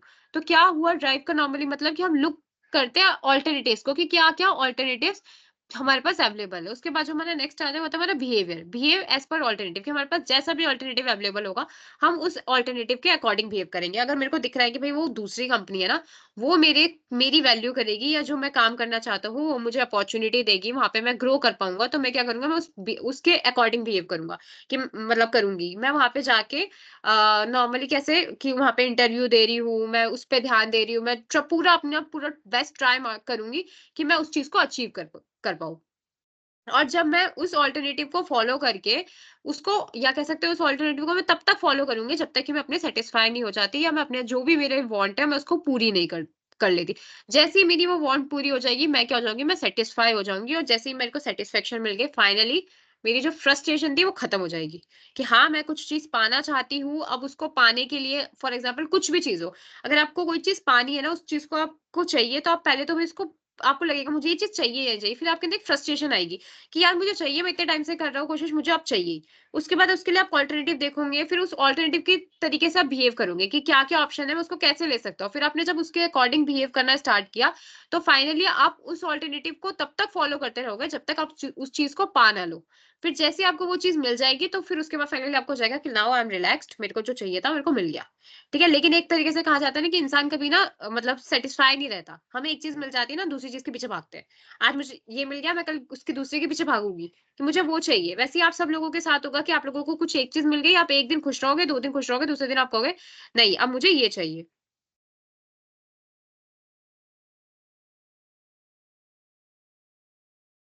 अल्टरनेटिव डिज़ायर और से अनसैटिस्फाइड वांट मतलब ये आप कहना क्या चाहते हो? अल्टरनेटिव डिज़ायर का मतलब तो ये होता है कि डिज़ायर दूसरी हो जाना, अल्टरनेटिव मतलब अगर आपको कुछ चीज़ चाहिए, उसको छोड़ के आप कुछ और ना चाहो मतलब? आप कहना क्या चाहते हो? मैं थोड़े से समझी नहीं, कि आप कहना क्या चाह रहे हो? ठीक है, तो process of motivation I hope सबको समझ में आ गया होगा। उसके बाद जो हमारा नेक्स्ट आता है, वो हमारी बात आती है कि टाइप्स ऑफ मोटिवेशन, कि हमारे मोटिवेशन के कौन-कौन से टाइप है या किस-किस टाइप के हमारे मोटिवेशंस हैं। जो सबसे पहले जो हम स्टार्टिंग से अभी तक पढ़ते आ रहे हैं, motivation is that which activates human behaviour और गिव इट डायरेक्शन। मतलब मोटिवेशन एक ऐसी चीज है जो इंसान को एक्टिवेट करती है, ह्यूमन बिहेवियर को एक्टिवेट करती है किसी चीज को काम करने के लिए और उसको डायरेक्शन देती है कि भी तुम्हें इस तरीके से काम करना है। अब बात करते हैं हमारी मोटिवेशन की, तो हमारी टू टाइप की मोटिवेशन आती है, इंट्रिंसिक और एक्सट्रिंसिक। ठीक है, इंट्रिंसिक मोटिवेशन में क्या हम बात करें, जैसे नाम से पता चल रहा है, इंट्रिंसिक मतलब इनर स्टेट और अ कंडीशन। जो हमारी इंटरनल कंडीशन होती है, जैसे हमारे इमोशंस हो गए, हमारी सोशल नीड्स हो गई, ये हमारी जो इंटरनल चीजें होती है जो हमें मोटिवेट करती है किसी भी चीज को काम करने के लिए, वो होती है हमारी इंट्रिंसिक मोटिवेशन। जैसे हमारी कोई हॉबी है या कुछ भी हो, वो हमारी होती है इंटरनल स्टेट या कह सकते हैं इंट्रिंसिक मोटिवेशन। वही जो हमारी इंट्रिंसिक मोटिवेशन होती है, वो क्या होती है, हमारी बाहर के लोगों द्वारा कराई हुई चीज या कह सकते हैं जो बाहर से हमारे ऊपर प्रेशर्स आते हैं। फॉर एग्जाम्पल भाई मेरे को ये पता है कि अगर मैंने ये काम नहीं किया ना, तो मेरे मेरे ऊपर फॉर एग्जाम्पल चलो आप ही लोगों पे मैं बात करती हूँ। ठीक है, आप किसी कंपनी में काम कर रहे हैं, अब आपके बॉस ने आपको कोई टास्क दिया हुआ है और उसने आपको ये बात बोली हुई है कि अगर आपने ये टास्क नहीं किया ना, तो मतलब ही और शी विल फायर यू, कि मतलब वो आपको जॉब से निकाल देगा।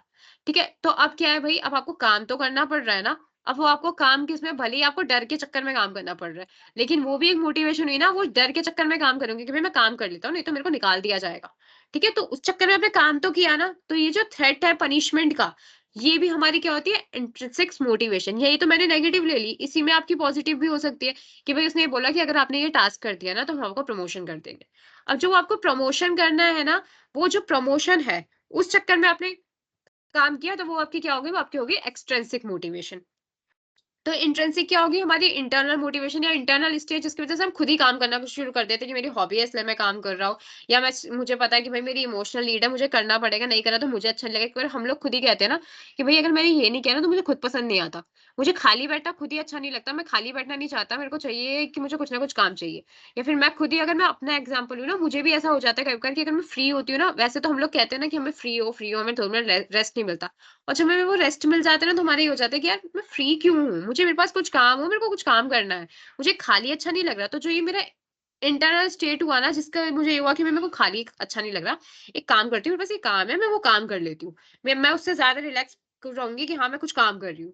तो ये मेरी क्या हुई, मेरी इंट्रिंसिक मोटिवेशन है, जो मेरी इंटरनल स्टेट या मेरी इंटरनल कंडीशन की वजह से मैंने करी, जिसके पीछे मेरा कोई डर नहीं था। मेरा वो काम मैं करूँ या ना करूँ अभी कोई ज़रूरी नहीं है। लेकिन स्टिल मैं वो काम को कर रही हूँ, क्यों? क्योंकि मैं चाहती हूँ, मैं इंटरनली चाहती हूँ उस काम को करना। मुझे किसी ने डराया नहीं है कि अगर तुम वो काम नहीं करोगे तो तुम्हारी जॉब चली जाएगी, ऐसा कुछ, या फिर उसके लिए मुझे कोई फ़ायदा नहीं होगा कि मैं काम करके दूँगी तो भी मुझे फ़ायदा होगा। ठीक है? तो वो हमारी हो गई इंट्रिंसिक। वही अगर मेरे को वो काम सिर्फ़ इसलिए करना मेरा मन नहीं है, लेकिन मुझे सिर्फ़ इसलिए करना पड़ रहा है क्योंकि भई मेरे को डर लग रहा है कि मेरे को पनिशमेंट मिल जाएगी, मैं फायर मेरे को जॉब चली जाएगी। तो वो हमारी हो गई इंट्रिंसिक मोटिवेशन, या फिर मैं वो काम इसलिए कर रही हूँ कि भई मेरे को ना वो क्या बोलते हैं प्रमोशन चाहिए। इसलिए मैं प्रमोशन के लिए वो काम कर रही हूँ। तो वो मेरी होती है extrinsic motivation, intrinsic and extrinsic. ठीक है, तो यहीं पे जो हमने मोटिवेशन है पूरा खत्म कर दिया। बहुत मैंने डिटेल में पढ़ाया है मोटिवेशन को आप लोगों को। सारी थ्योरीज़ बताई है, साथ-साथ में मैंने आप लोगों को ये क्या बोलते हैं एप्लीकेशंस, प्रोसेस, टाइप्स, ये सारा बता दिया है। तो यहीं इसी के साथ हम लोग मोटिवेशन बिल्कुल एंड कर रहे हैं। अब हम लोग नेक्स्ट अभी 2-3 टॉपिक हमारे और बचे हैं, बिहेवियर मॉडिफिकेशन, कम्युनिकेशन, कम्युनिकेशन के प्रोसेस, ये सब भी मैं अभी आपको पढ़ा रही हूँ। इसलिए मैं इससे पहले मैं आपसे पूछ रही हूँ कि मोटिवेशन मोटिवेशन से रिलेटेड किसी को कोई डाउट तो नहीं है, क्योंकि मोटिवेशन मैंने फुल्ली कवर कर लिया है। जितने भी या जहां से भी मोटिवेशन से रिलेटेड क्वेश्चंस आ सकते थे एग्जाम में, मैंने वो सारी चीजें से इसमें कवर कर लिया है। तो मोटिवेशन से रिलेटेड किसी को कोई डाउट हो तो प्लीज पूछ सकते हो।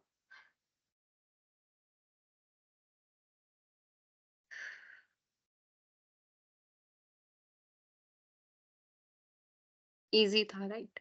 इजी था या समझने के बाद इजी लग रहा है आप लोगों को? वैसे तो इजी था। इसका मतलब ये है कि अब एग्जाम में यहाँ से कहीं से भी क्वेश्चन आ जाता है तो सारे बच्चे फुल स्कोर करके आएंगे।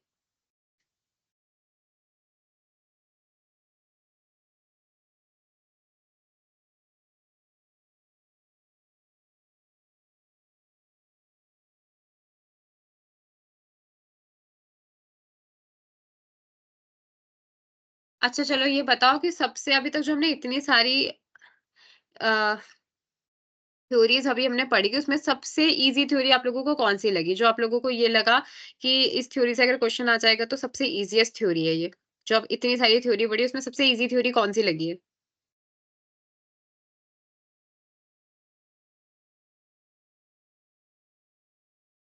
मेस्लो।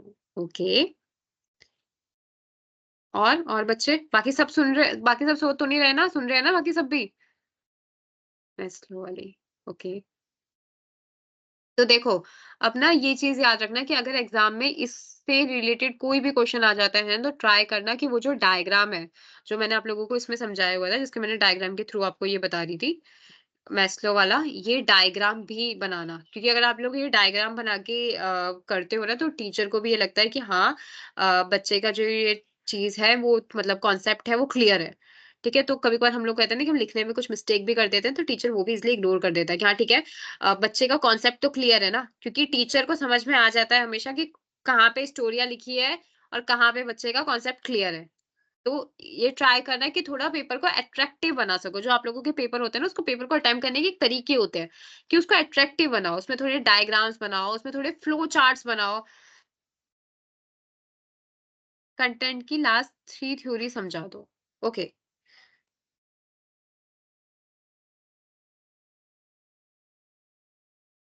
एक बात बताओ, इसमें थ्योरी थी टोटल 4, तो 1 समझ में आई है, 2 वाली 3 बाकी बची हुई समझानी है। ठीक है। देखो, अब मैंने जो ये वाली थी, ये वाली आपको मैंने बताई थी हज़ारबाग थ्योरी ऑफ मोटिवेशन। मैंने इसमें आपको नॉर्मली ये बोला था कि इस थ्योरी में हमें क्या समझाया गया था कि मेनली 2 फैक्टर्स होते हैं, मोटिवेटर और हाइजीन फैक्टर। मोटिवेटर फैक्टर्स वो फैक्टर्स होते हैं जिसको अगर हम इंक्रीज़ करते हैं तो मोटिवेशन लेवल बढ़ता है। वहीं हाइजीन फैक्टर्स वो फैक्टर्स होते हैं जिस फैक्टर्स को अगर हम डिक्रीज़ करेंगे तो उससे क्या होगा, अनसैटिस्फाइड एम्प्लॉयी होगा, वो डीमोटिवेट होगा। फॉर एग्जाम्पल मोटिवेटर्स में हमारा आता है अचीवमेंट, रिकॉग्निशन, ग्रोथ, अपॉर्चुनिटीज देना। अगर हम इन सब चीजों को बढ़ाते हैं ना, तो जो एम्प्लॉय है वो मोटिवेट होगा अपने वर्क को लेकर और वो अच्छे से वर्क करेगा। वहीं अगर हम हाइजीन फैक्टर्स की बात करें तो जैसे देखो, रिलेशनशिप विद पेयर्स हमने कुछ ऐसा कर दिया कि भाई आप लोग एक दूसरे से बात नहीं कर सकते, सैलरी कम कर दी हमने, स्टेटस कम कर दिया, सिक्योरिटी प्रोवाइड करनी कम कर दी। तो ये सब चीजें अगर हम लोग कम करते जा रहे हैं तो इससे क्या होगा, इससे सबके मन में एक डीमोटिवेशन वाली फीलिंग या अनसेटिस्फाइड होगा, जिससे कि उसके जो इफेक्ट है वो उसके वर्किंग पे आएगा।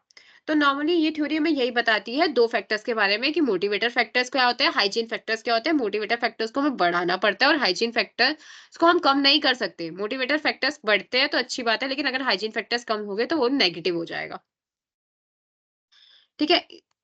इसके बाद हमने जो ये पढ़ा था ईआरजी थ्योरी, वो वही वाली बात है जो हमने मैस्लो वाली में पढ़ा था, उसी का एक उसी तरीके से या उससे रिलेटेड ही है कि ई फॉर एक्जिस्टेंस की जो नॉर्मली चीजें या बेसिक नीड्स है हमारे एक्जिस्टेंस के लिए वो आती है ई में।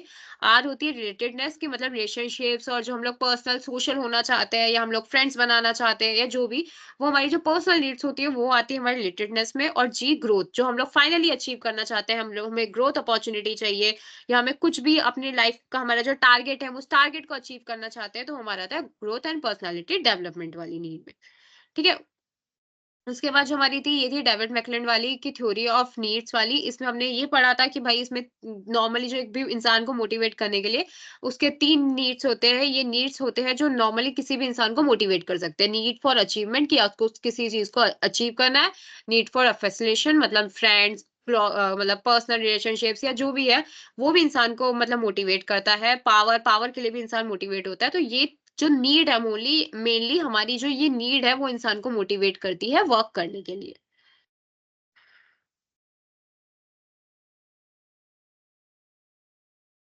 देखो पेजेस कितने डिपेंड कर लिखने हैं एग्जाम्स में ना, ये चीजें मैटर नहीं करती। मेनली कंटेंट भी तो मैटर करना चाहिए ना, कि आप मतलब आपने 4-4 5-5 पेजेस तो भर दिए लेकिन पता चले उसमें सारी चीजें इनरेलेवेंट लिखी हुई है, जिसका आंसर से कोई लिंक ही नहीं है। तो क्या आप लोगों को लगता है कि मार्क्स मिलेंगे? मैंने अभी भी वही समझाया, पेपर को ना अट्रैक्टिव बनाना सीखो। कि आपको ठीक है आता है चीज़ें, तो ये रिप्रेज़ेंट भी करो कि आपको चीज़ें आती है। अब जैसे हमने वो मैस्लो वाली थ्योरी पढ़ी, आपने मैस्लो की थ्योरी को अगर आप पूरा थ्योरेटिकली लिख दोगे ना कि ये होता है, स्टिल वो थोड़ा-सा इनअट्रैक्टिव हो जाता है। वहीं आपने क्या किया, आपने उस चीज़ को एक्सप्लेन कर रहे हैं, आप उसको पॉइंट्स में एक्सप्लेन कर रहे हैं, साथ-साथ में आपने डायग्राम्स बनाए।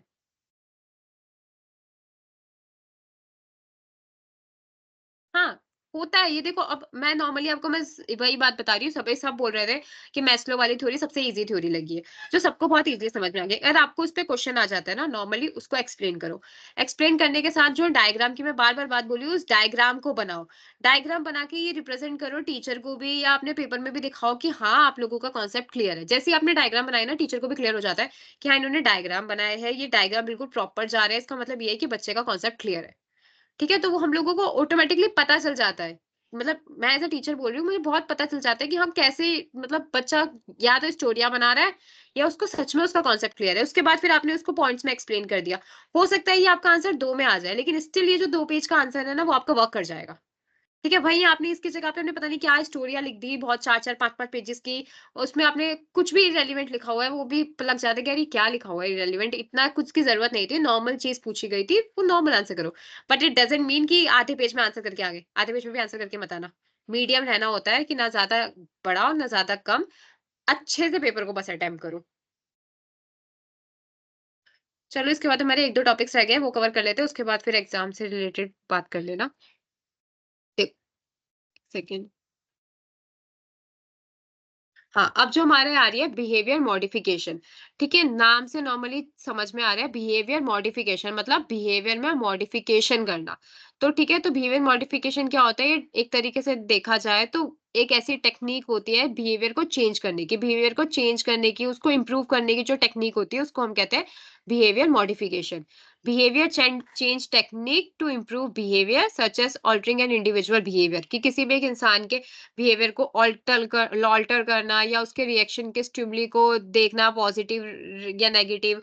देखो एक नॉर्मली क्या करता है मैनेजर का काम क्या होता है, उसने एक इंडिविजुअल को पढ़ा या पढ़ा इन द सेंस उसने उसे ऑब्जर्व किया, उसको ये दिख रहा है कि भाई ये डीमोटिवेट है या क्या है, तो वो क्या करेगा उसके बिहेवियर को अफेक्ट करने के लिए उसको मोटिवेट करने की कोशिश करेगा, उसके बिहेवियर को ऑल्टर करने की वो कोशिश करेगा। तो ये क्या होता है, ये बिहेवियर मॉडिफिकेशन होता है कि उसने उसको इंसेंटिव्स प्रोवाइड करे, उसने उसको चीयर अप करा कि हाँ ठीक है, उसने उसे अपॉर्च्युनिटीज़ दी, उसे उसे टारगेट्स दिए, ताकि वो क्या वो मोटिवेट फ़ील करे और वो काम करे। उससे उसका जो बिहेवियर था ना कि पहले एकदम नेगेटिव मतलब था, उसे काम नहीं करना था, ये नहीं करना था, उसने उस बिहेवियर को चेंज करने की कोशिश करी। अब ये तो मैंने आपको बता दी पॉजिटिव रिइंफोर्समेंट। ये इसके ना नेगेटिव भी हो सकता है। भाई नेगेटिव में क्या, उसने 1-2 बार पॉजिटिव देखकर कर लिया, उसको ये लगा कि ये नहीं, ये ऐसे वर्क नहीं करेगा, तो उसने क्या, उसने पनिशमेंट देना स्टार्ट किया फिर। हम कभी-कभार कहते हैं ना कि बच्चे को हम एक बार पहले आराम से समझाते हैं, नहीं समझता फिर हम कहते हैं ना, भई अब इसका थोड़ा ना स्ट्रिक्ट भी होना पड़ेगा। ये हमारे हम लोग कितने लोग, ये हम लोग मतलब नॉर्मली हमारे मुँह से ये बात निकलती रहती है ना कि भई मैं इसके साथ बहुत ना लाइट हो गया, इसने मेरी लाइटनेस का बहुत गलत फ़ायदा उठा लिया है। अब मुझे इसके साथ स्ट्रिक्ट होना भी बहुत ज़्यादा ज़रूरी है। ठीक है? तो वो जो नेगेटिव पनिशमेंट है वो भी बहुत ज़रूरी है। तो नॉर्मल बिहेवियर को चेंज करना, ऐसी टेक्नीक जिसकी वज़ह से हम बिहेवियर को चेंज करते हैं, इंडिविजुअल के बिहेवियर को चेंज करना, वो होता है बिहेवियर मॉडिफिकेशन। अब कैरेक्टरिस्टिक्स की बात करें तो इसमें आता है emphasis on defining problem in term of behaviour that can be measure. मतलब सबसे पहले इसमें एम्फसिस क्या होता है कि हमें प्रॉब्लम को बिहेवियर में डिफाइन करना पड़ता है कि भाई, अब मैं फॉर एग्जांपल मुझे दिख रहा है कि किसी जो इंसान है उसका जो प्रोडक्टिविटी है वो कम जा रही है, वो अच्छा एफिशिएंटली वर्क नहीं कर पा रहा। तो मैं सबसे पहले क्या काम करूँगी, भई मैं ये मतलब प्रॉब्लम को आइडेंटिफ़ाई करने की कोशिश करूँगी या उस पे ध्यान देने की कोशिश करूँगी कि इसके पीछे रीज़न क्या है? इसके शायद इसके पीछे ये रीज़न है कि ये इसकी जो बिहेवियर है बहुत नेगेटिव बिहेवियर है, ये कुछ भी ग्रोथ नहीं करना चाहता या ये कोई न्यू चैलेंज को एक्सेप्ट नहीं करना चाहता, ये पीछे-पीछे थोड़ा डर के रह रहा है। ठीक है? तो सबसे पहले जो इसमें है, इसमें मुझे चीज़ों को पकड़ के उसे डिफ़ाइन करना पड़ेगा बिहेवियर के टर्म में कि वो क्या है, ताकि मैं उसे मेज़र कर पाऊँ। ठीक है? उसके बाद क्या होता है, altering an individual's current environment to help an individual function more fully. उसके बाद जो उसका करंट एनवायरनमेंट है मैं उसको चेंज करने की कोशिश करूँगी। फॉर एग्जाम्पल मुझे ये दिख रहा है कि भाई वो जिसके लोगों के साथ बैठ रहा है ना, वो लोगों की ये मेंटालिटी है। हाँ, उसमें कैपेबल है, उसमें पोटेंशियल है, क्योंकि हम कहते हैं ना कि भाई तुम्हारी संगत गलत है। तो क्या मुझे ये दिख रहा है कि वो इंसान पोटेंशियल है, उसमें बहुत अच्छे से वो वर्क कर सकता है, वो सब कुछ अच्छा है, लेकिन वो करने की कोशिश नहीं कर रहा। क्यों वो करने की कोशिश नहीं कर रहा? क्योंकि वो जिस एनवायरनमेंट में है ना, वो एनवायरनमेंट गलत है। तो मैं उस एनवायरनमेंट को चेंज करने की कोशिश करूँगी। या फिर हो सकता है कभी-कभार मेरी खुद की वजह से भी ये हो। फॉर एग्जाम्पल मैं एज़ अ टीचर, मैं किसी बच्चे को, मुझे दिख रहा है कि भाई वो बच्चा मेरे से ना अपनी प्रॉब्लम्स ही शेयर नहीं कर पा रहा है। ठीक है? अब मुझे ये नहीं पता कि भाई उसको इतने डाउट है, उसका कॉन्सेप्ट क्लियर नहीं हो रहा है, वो एग्ज़ाम में अच्छे से परफॉर्म नहीं कर पा रहा है, बहुत सारे रीज़न्स हैं। अब मुझे ये तो पता है कि भाई वो एग्ज़ाम में अच्छे से परफ़ॉर्म नहीं कर पा रहा है। अब मुझे ये पता लगना है भाई क्यों नहीं कर पा रहा है, इसके पीछे बहुत सारे रीज़न्स हो सकते हैं। मेबी उसका रीज़न ये भी हो सकता है कि भाई मैं उसको जिस एनवायरनमेंट में रख रही हूँ, वो मुझसे डर रहा है।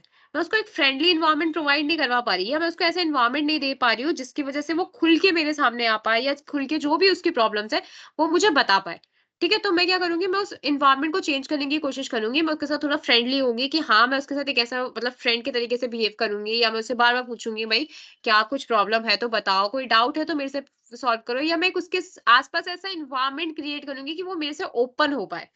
और जब वो ओपन होगा तो वो अच्छे से अपना मतलब काम कर पाएगा, उसको चीजें समझ आ पाएगी, तो वो एग्जाम में अच्छा परफॉर्म कर पाएगा। तो ये होता है कि हम चीजों को चेंज करने की कोशिश कर रहे हैं। ठीक है? अभी तो हमने नॉर्मल पर बिहेवियर की बात करी, उसके बाद ऐसे strong emphasis on scientific demonstration as well. हमें साइंटिफिकली भी चीज़ों को देखना पड़ेगा कि हाँ, भई क्या रीज़न है, साइंटिफिकली क्या रीज़न्स हो सकते हैं, थोड़ा मतलब साइंस से रिलेटेड होता है, जो थ्योरीज़ वगैरह हम लोग यूज़ करते हैं, कि हम उस थ्योरीज़ वगैरह को यूज़ करके हम थोड़ा ट्राई करेंगे चीज़ों को चेंज करने की, उसके बिहेवियर को चेंज करने की। ठीक है? अब जो मेनली जो टेक्नीक है वो बेस किस पे होगी? लर्निंग पे, कि मैं उसको कुछ सिखाना चाह रही हूँ या उसके बिहेवियर को चेंज करके मैं ये चाह रही हूँ कि भाई वो कुछ सीखे। वो जो एक एम्प्लॉयी है जो डर रहा है चीज़ों को ना लेने से या चीज़ों को नहीं कैच करने से, वो उसको कैच करने की कोशिश करे। तो ये क्या होता है, ये टेक्निक्स वगैरह का मतलब बेसिकली मेन प्रिंसिपल क्या होता है? लर्निंग, चीज़ों को सिखाना। तो ये होता है हमारा बिहेवियर मॉडिफिकेशन। इसके बाद जो नेक्स्ट हमारा आता है वो हमारा आता है कम्युनिकेशन, कि कम्युनिकेशन का है क्या है। तो अगर हम बात करें कम्युनिकेशन क्या होता है, कि एक नॉर्मल वे जिससे कि हम अपनी चीजें सामने वाले को एक्सप्रेस कर सके और सामने वाला अपनी चीजें हमें एक्सप्रेस कर सके। ठीक है? तो communication is a fundamental to existence and survival of human as well as to an organisation. मतलब कम्युनिकेशन एक फंडामेंटल है किसी भी इंसान के सर्वाइवल के लिए। फॉर एग्जाम्पल अगर हम लोग आपस में बात ही नहीं कर रहे, ठीक है, मेरे को नहीं पता सामने वाला क्या चाहता है, या मैं अपनी चीजें कभी सामने वाले को समझा ही नहीं पा रही, कोई भी हो, ठीक है? चाहे मैं नॉर्मली मुझे खाना भी चाहिए ना, मैं ये तक नहीं समझा पा रही सामने वाले को कि भई मेरे को खाना चाहिए, मुझे भूख लगी है। ठीक है? तो ये क्या है? तो कम्युनिकेशन ये मैं कब कर पाऊँगी? जब मैं कम्युनिकेट करूँगी। कि हम कहते हैं ना मम्मी वगैरह के पास भी जाके हम लोग अगर बोल ही नहीं पा रहे हैं, बता ही नहीं पा रहे कि हमें भूख लगी है, ये है, वो है या कुछ भी, ठीक है? तो वो कब तक कैसे पॉसिबल होगा? वो कब पॉसिबल होगा? कम्युनिकेशन होगा तभी पॉसिबल होगा। तो it is a process of creating and sharing idea, information, view, facts, feeling from one place, person और ग्रुप टू अनदर। मतलब ये एक प्रोसेस है जिसमें हम जो आइडिया है उसको क्रिएट करते हैं। हम ऑर्गेनाइजेशन के पॉइंट ऑफ व्यू से देखें, जहाँ पे अपने आइडिया को क्रिएट करते हैं, उसको शेयर करते हैं, इन्फॉर्मेशन, फैक्ट्स, अपनी फीलिंग्स को बताते हैं किसी एक जगह पे पर्सन को या ग्रुप को। नॉर्मली एक दूसरे से बात करना, अपनी चीजों को कम्युनिकेट करना हमारा होता है कम्युनिकेशन।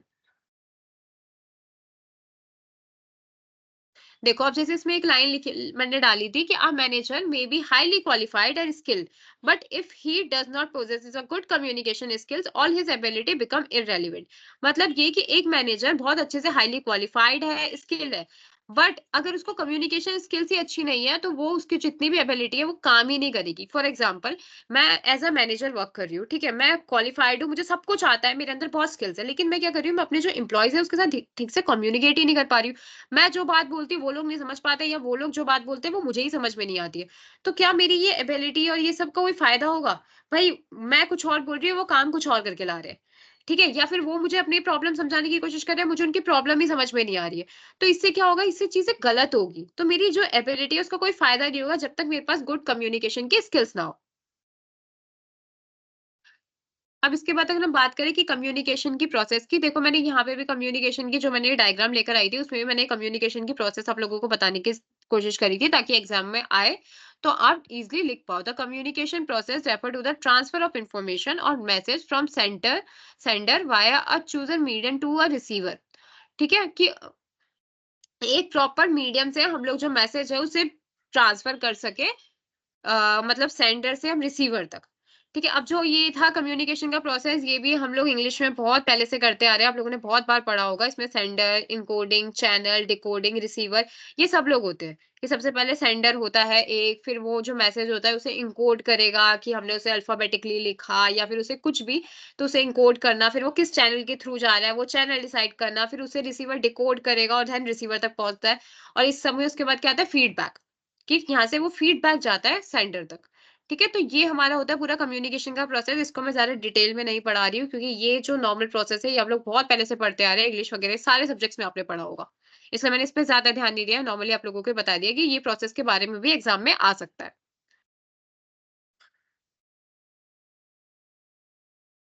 ठीक है? तो इसके बाद हमारा जो नेक्स्ट आता है, वो हमारा आता है ट्रांज़ैक्शनल एनालिसिस। ठीक है? ट्रांज़ैक्शन एनालिसिस क्या होता है? It is the method used to analyse the process of transaction in communication with other. मतलब ये एक ऐसा एनालिसिस होता है जिसको हम यूज़ करते हैं एनालाइज़ करने के लिए कि ट्रांज़ैक्शन का जो हमारा कम्युनिकेशन में प्रोसेस है वो क्या है?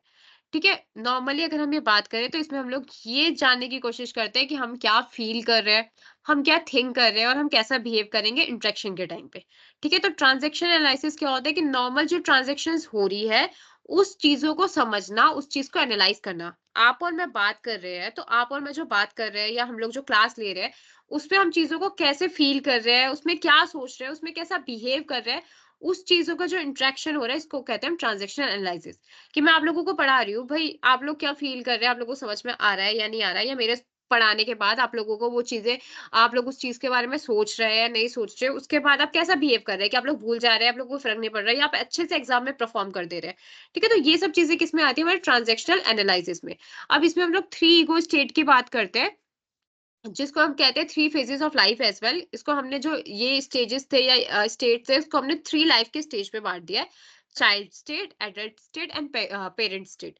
ठीक है? चाइल्ड स्टेट में हमारा क्या आता है, behaviour, thoughts and feeling repellent from childhood. मतलब जो बचपन से हम लोगों को बार बार समझाया गया हो या बार बचपन से जो हमारे अंदर फीलिंग्स वगैरह डाली गई हो, इसको कहते हैं हम चाइल्ड स्टेट, कि जो हमें चाइल्डहुड से हमारे अंदर आई हो। फिर एडल्ट स्टेट की बिहेवियर, थॉट्स और feeling as response to here and now with a consequence controlled employ. मतलब एक कंट्रोल्ड एम्प्लॉय में हम लोगों को समझाया गया हो कि भाई, कहते हैं ना, जिस एनवायरनमेंट में काम करते हैं वैसी फीलिंग आ जाना, वैसे उन लोगों के साथ रह के हम हमारी थिंकिंग भी वैसी हो जाती। वो होता है हमारा एक एडल्ट स्टेज। उसके बाद हमारा आता है पेरेंट स्टेज, जिसमें behaviour, thoughts and feeling copy from parent figures and carer at, एक minute, and the carers carers की स्पेलिंग कैसे, as we were growing, and जैसे हम लोग आगे आगे बढ़ते जाते हैं, ग्रो करते जाते हैं, तो जो उसमें हमारे अंदर चेंजेस आते हैं या एक हम वो स्टेज पे आ जाते हैं जब हम दूसरों को एडवाइस देना स्टार्ट कर देते हैं, वो होती है हमारी पेरेंट स्टेट। ठीक है? तो ये हमारी 3 स्टेट आती है इसमें, child state, adult state and the parent state. ठीक है? ये नॉर्मली ऊपर-ऊपर से देख लेना, बाकी बुक में शायद इसके बारे में ज़्यादा है ही नहीं या हो सकता है डिटेल में ना हो। हाँ, लेकिन हाँ, इसका सिलेबस में ये टॉपिक कवर हो रहा था, इसलिए मैंने आप लोगों को इसको करवा दिया है।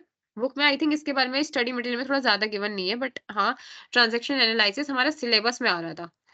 तो मैंने इसलिए आप लोगों को ये बता दिया ताकि इन केस अगर वहाँ से कोई क्वेश्चन आता है तो ऐसा ना हो कि आप लोगों को बिल्कुल पता ही ना हो कि ट्रांज़ैक्शन एनालिसिस क्या होता है। इसमें नॉर्मली ये याद रखना कि एक ऐसी टेक्नीक होती है जिसमें जो प्रोसेस हो रही है ट्रांज़ैक्शन के, हम उसको एनालाइज़ करने की कोशिश कर रहे हैं कि क्या हम फ़ील करते हैं, क्या हम थिंक करते हैं और कैसे हम बिहेव करेंगे। ठीक है? उसके बाद जो हमारा आता है, वो हमारा आता है ज़ोरी विंडो। अभी तक हाँ, अपडेटेड बुक में नहीं है, तभी मैंने सिलेबस में था इसलिए मैंने आप लोगों को कवर करवा दिया है, ताकि अगर एग्ज़ाम में आता है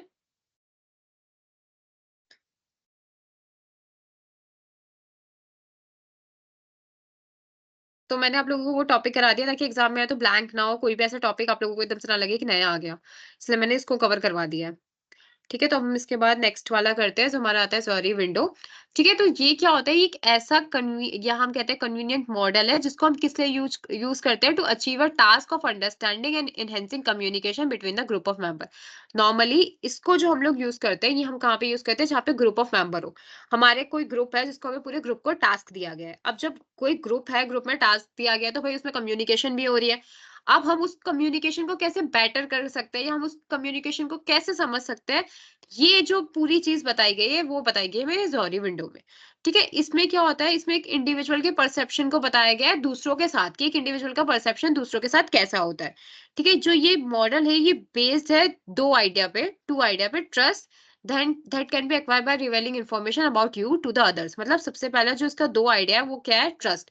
ट्रस्ट कैसे कि भई हमें अपने बारे में इन्फॉर्मेशन दूसरों को बतानी पड़ेगी, तभी जो ग्रुप के मेंबर है हमें समझ पाएँगे। अगर मैंने क्या किया, मैंने खुद को बहुत बाँध के रखा है। मैं खुद के बारे में चीज़ें किसी को बता ही नहीं रही हूँ।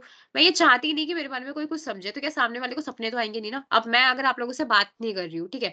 मैं किसी से बात नहीं कर रही, मैं कुछ नहीं कर रही, मैं जाती हूँ चुपचाप अपना काम करती हूँ, अपने काम से आ जाती हूँ। भाई मैं उस मेंबर तो हूँ ना उस ग्रुप की। अब वो ग्रुप के लोग मुझे समझ ही नहीं पा रहे हैं, जब तक मैं अपने बारे में कुछ बताऊँगी ही नहीं। जब मैं थोड़ा उनके साथ बैठी, मैंने अपने बारे में थोड़ी इन्फॉर्मेशन बतानी स्टार्ट करी कि हाँ, मेरा ये बैकग्राउंड है, मुझे ये पसंद है, मुझे ये चीज़ अच्छी लगती है, मेरा ये पॉज़िटिव है, मैं या इस एरिया में मैं स्ट्रॉन्ग हूँ। ठीक है? तो मुझे वो ट्रस्ट करना पड़ता है। तो जो ये बना हुआ है ये मॉडल, ये हमारे 2 आइडिया पे बना हुआ है, ट्रस्ट और दूसरा learning yourself from their feedback. हम लोगों को जब कोई एडवाइस देता है ना, तो हमें कभी-कभार क्या लगता है, हमें हमारी बुराई कर रहा है। पर वो बुराई नहीं होती है। वो फीडबैक से हमें कुछ सीखना होता है। फॉर एग्जाम्पल, मैं आप लोगों को पढ़ा रही हूँ, कभी-कभार मेरे दिमाग में भी ऐसा आता है कि भाई मेरी स्पीड कहीं थोड़ी तेज़ तो नहीं हो गई, मैं बहुत स्पीड में तो नहीं बोल रही। ठीक है? मुझे अगर फॉर एग्ज़ाम्पल किसी ने बोल भी दी है बात कि भई थोड़ा-सा ना आराम से पढ़ाया करो, बहुत स्पीड में जाते हो या बहुत स्पीड में बोलते हो। अब हो सकता है मैं इस बात को या तो नेगेटिव में ले लूँ कि भाई मेरे को ऐसे क्यों बोल रहा है? मेरे को ऐसे बोलना गलत है। लेकिन मैंने क्या किया, मैंने उसके फीडबैक से खुद को समझा या मैंने खुद को बोला हाँ, ठीक है भाई सही बात है। मैंने उसको लर्न करा और मैंने उस चीज़ को सुधारा। वैसे ही आप लोगों के साथ भी होता है, जैसे आप लोग कहीं काम करने जा रहे हैं, कुछ भी हो, ठीक है? आप लोगों को कोई चीज़ आती है, तो आपने सबसे पहले तो आप कोई ग्रुप में काम कर रहे हो तो आप क्या करोगे, आप खुद को उस ग्रुप का एक पार्ट समझोगे, आप उस ग्रुप में रहोगे, उनके साथ बातें कर रहे हो, उनके साथ रह रहे हो, अपने बारे में कुछ इन्फॉर्मेशन बताओगे। उसके बाद अगर वो लोग आपके बारे में कुछ बोलेंगे ना, कि जैसे कि यार तुम थोड़ा-सा ना गुस्से को हम कहते हैं ना, कभी-कभार ग्रुप में होते हैं अपने फ्रेंड्स को एडवाइस देते हैं, थोड़ा ना गुस्से को कंट्रोल करा कर, तुझे कभी-कभार पता नहीं होता तू गुस्से में क्या बोल जाता है। हम ऐसे बोलते हैं, ठीक है? तो अब उसने क्या, उसने मैं अपने फ्रेंड को तो फीडबैक दे रही हूँ ना कि भाई थोड़ा ना गुस्सा कंट्रोल किया कर, क्योंकि अच्छा नहीं होता हर जगह गुस्सा। तो गुस्से में क्या बोल जाता है तुझे पता ही नहीं होता, सामने वाले को बुरा लग जाता है। अब मैंने क्या किया, मैंने जो ये फीडबैक दिया ना उससे उसने सीखा। या तो वो उसको नेगेटिव में ले ले तो वो सीखेगा नहीं। अब उसने क्या किया, उसने उससे सीखा कि हाँ यार बात ठीक है। अब मैं ना जब नेक्स्ट टाइम मैं थोड़ा ट्राई करूंगा कि जब मुझे गुस्सा है या तो मैं उसको कंट्रोल करूँ या मैं उस टाइम पे चुप रहूँ। ठीक है? तो ये क्या होता है कि लर्न करना। तो जो ये मॉडल है वो 2 आइडिया पे बिल्ट है, ट्रस्ट और लर्निंग। कि ट्रस्ट करके इन्फॉर्मेशन थोड़ी अपने बारे में रिवील करो अपने मतलब ग्रुप में, और साथ-साथ में लर्न करो। जब वो आपको फीडबैक दे रहे हैं तो उस फीडबैक से सीखो भी चीज़ों को।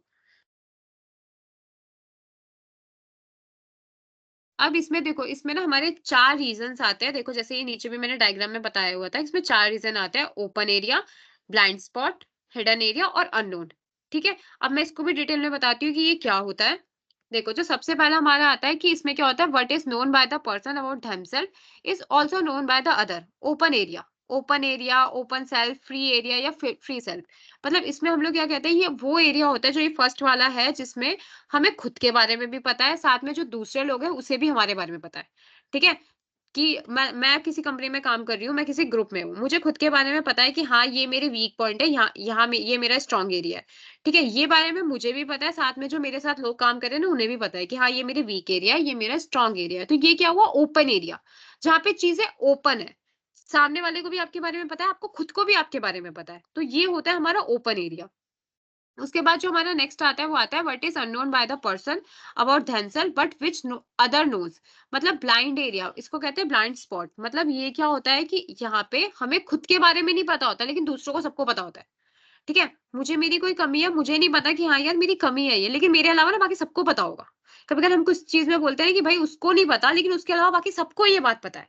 तो वो क्या होता है, वो ब्लाइंड स्पॉट होता है जहाँ पे हमें खुद के बारे में, हमें खुद को नहीं पता लेकिन बाकी सबको पता है। ठीक है, तो देखो इसको ऐसे देखो, जैसे ये ब्लाइंड स्पॉट जो इधर सेकंड वाले में है, यहाँ पे क्या है, इसमें ऊपर लिखा हुआ है नॉट नोन टू सेल्फ, मतलब हमें खुद के बारे में नहीं पता। लेकिन इधर साइड में लिखा है नोन टू अदर, मतलब ये किस बाकी सबको पता है। वैसे ही फर्स्ट वाला तो ओपन एरिया जिसमें क्या था, ये नोन टू सेल्फ और नोन टू अदर। ठीक है, तो ये होता है।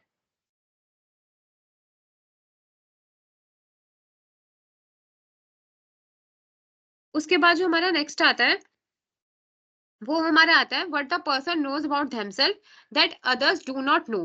ठीक है, मतलब ऐसी चीजें जो हमें तो हमारे बारे में पता है लेकिन दूसरों को नहीं पता, या कह सकते हैं जो हमने छुपा के रखी है। कि हमें कुछ ऐसी चीज थी जिसके बारे में ना हमें पता था कि हाँ, हमें हमारे बारे में पता है लेकिन हम नहीं चाहते कि भी हम किसी को भी बताएँ। मतलब हम कहते हैं ना, हमारी पर्सनल लाइफ़ है। ये पर्सनल लाइफ़ के बारे में ना हम नहीं चाहते हम किसी और के साथ कुछ भी शेयर करें। या हम लोग नहीं चाहते कि किसी को भी हमारी ये पर्सनल लाइफ़ के बारे में पता चले। तो इसमें क्या है, ये नोन टू हमें है, हमें हम पता है, लेकिन दूसरे लोगों को नहीं पता।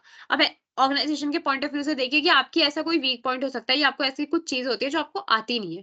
ठीक है, ये बात आपको पता है, आपको नहीं आती, लेकिन दूसरों को नहीं पता कि आपको नहीं आती। तो ये क्या हुआ, ये हिडन एरिया हुआ जिसको आपने हाइड करके रखा है।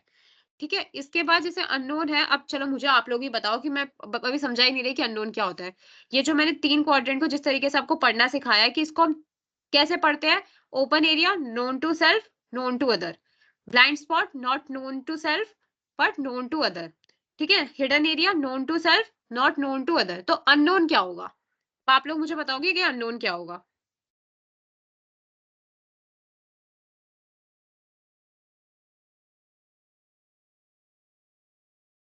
Very good. सबने सही आंसर करा है कि किसी को भी ना पता हो। तो ये हमारा क्या होगा? ये हमारा होगा not known to self, not known to other. बिल्कुल ठीक। ये करेक्ट, सबने सही आंसर दिया है कि जो किसी को भी ना पता हो। ठीक है? What is unknown by the person about themselves and is also unknown by other, मतलब ना खुद को पता है, ना किसी और को पता है। वो किसी को भी नहीं पता। तो इसको हम कहते हैं अननोन एरिया। ठीक है? तो ये चारों सबको क्लियर हो गए होंगे?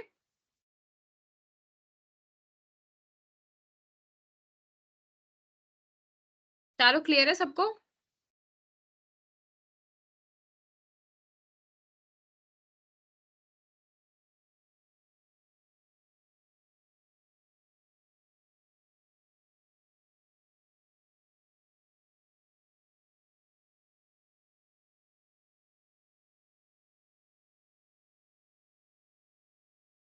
अननोन एरिया होता है। जहाँ किसी को हमारे बारे में नहीं पता होता, हमें खुद को भी नहीं पता होता। बाद में पता चलता है जाके। तो अब एक बार बताओ, अभी आप लोग जैसे हो, कुछ चीज़ें अभी ऐसी है ना जो आपको आपके बारे में अभी भी पता चलता है, हम कहते हैं ना कि अच्छा मेरे अंदर ये क्वालिटी भी थी, मुझे तो पता ही नहीं थी। तो ये बातें पहले तो नहीं आपको पता थी ना, और ना किसी और को पता थी। तो वो क्या, वो हमारा अननोन एरिया हुआ। नहीं, इर्रेलेवेंट नहीं है। ऐसा नहीं होता कि इर्रेलेवेंट है। देखो हर इंसान को ना हर चीज़ें भी नहीं पता होती अपने बारे में। हम लोगों को ये लगता है कि हमें सब कुछ पता है हमारे बारे में, बट ऐसा नहीं होता। कुछ चीज़ें ना टाइम के साथ आपको पता चलती है, या कह सकते हैं कि आपकी कुछ कैपेबिलिटीज़ ऐसी होती है या कुछ ऐसा एरिया होता है स्ट्रॉन्ग का, जिसके बारे में अभी आपको नहीं पता होता। लेकिन धीरे-धीरे जैसे-जैसे आप चीज़ों में आगे बढ़ते जाओगे, आप वर्ल्ड के साथ ज़्यादा इंटरैक्ट करते जाओगे। अभी आप लोग जैसे 3rd ईयर में हो, अब आप आगे जाओगे, आप जॉब करोगे, आप जैसे आगे ग्रो करते जाओगे ना, कुछ ऐसे एरिया होंगे या कुछ ऐसी चीज़ें होगी, जिसके बारे में आपको भी नहीं पता होगा, आपको बाद में रिवील होगा, आपको खुद के से रिलेटेड बाद में पता चलना स्टार्ट होगा कि अच्छा, मेरे में ये कैपेबिलिटी भी थी, मैं ये भी कर सकता हूँ, या ये चीज़ें हैं जो मैं नहीं कर सकता। ज़रूरी नहीं है कर सकते, या कुछ ऐसा भी होगा जो आपको भी लग रहा है कि मैं कर सकता हूँ, लेकिन ज़रूरी नहीं है कि वो आपको लग रहा है तो कर सकते हो। हो सकता है वो नहीं भी कर सकते। ठीक है? तो इर्रेलेवेंट कुछ नहीं है, ये चारों चीज़ें ही ज़रूरी होती है।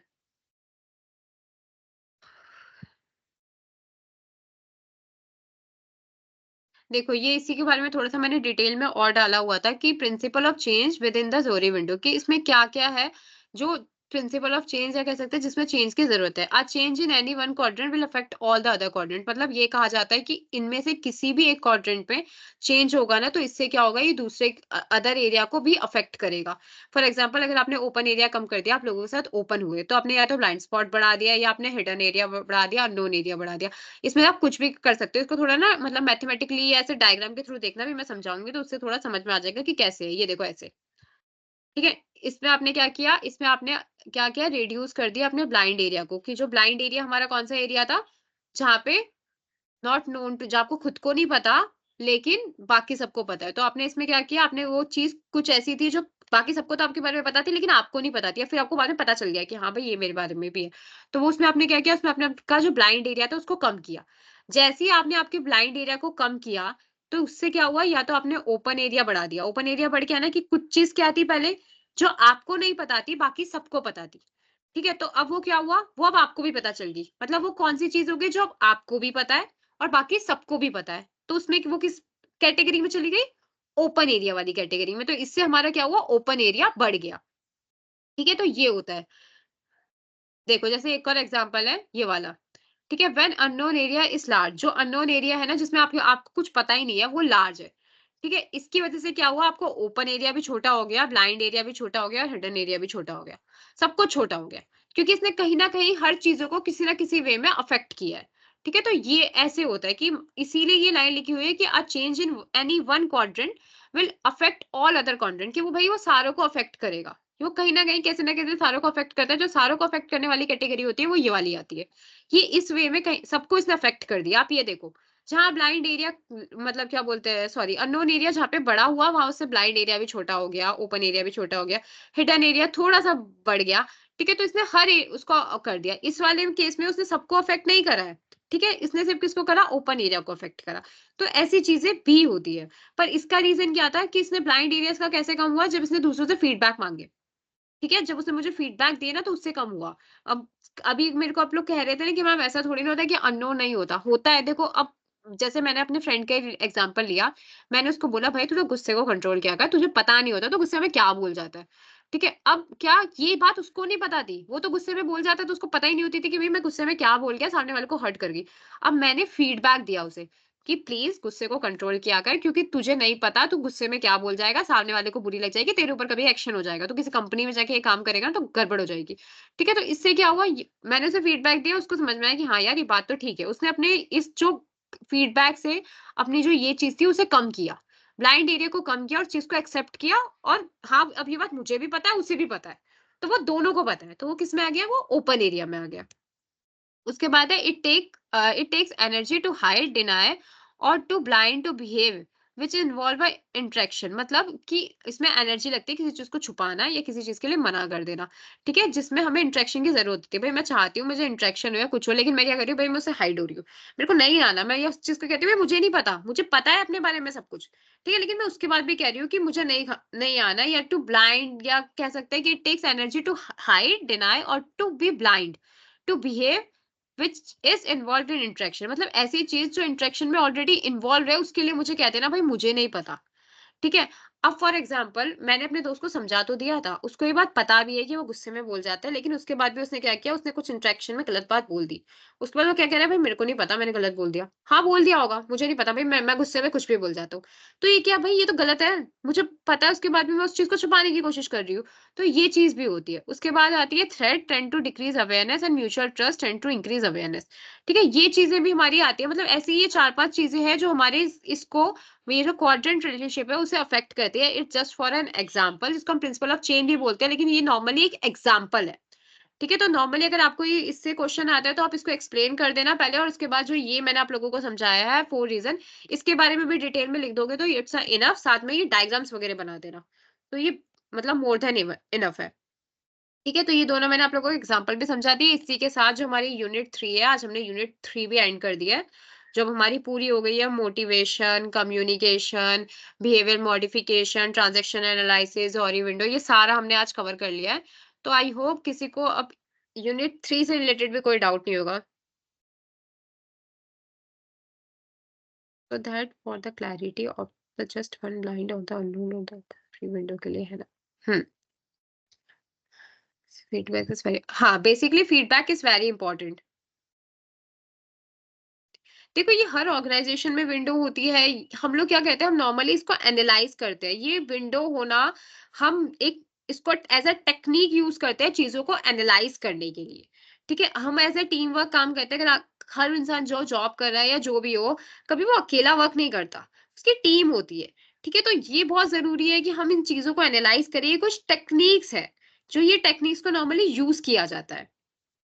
ठीक है, basically feedback is very important. बिल्कुल सही बात बोल रहे हो, फीडबैक बहुत ज्यादा इंपॉर्टेंट होता है। और जस्ट ये नहीं कि फीडबैक को हम ले रहे हैं। ठीक है, फीडबैक पे के बाद हमें उस पर वर्क भी करना बहुत ज्यादा जरूरी होता है। तो ये दोनों चीजें ही बहुत ज्यादा इंपॉर्टेंट होती है। अभी तक अब हमने ये वाली पूरी थर्ड टॉपिक भी खत्म कर दी है। तो तीन टॉपिक हम लोग कवर, मतलब सॉरी, 3 यूनिट्स। प्लीज, हाँ, मैं भी पीपीटी शेयर कर रही हूँ, डोंट वरी अबाउट इट। हम लोग 3 यूनिट्स कंप्लीट कर चुके हैं। किसी भी इंसान को थ्री, मतलब किसी भी बच्चे को, सॉरी, थ्री में, तीनों यूनिट में कोई अगर डाउट हो तो प्लीज मुझसे पूछ सकते हैं।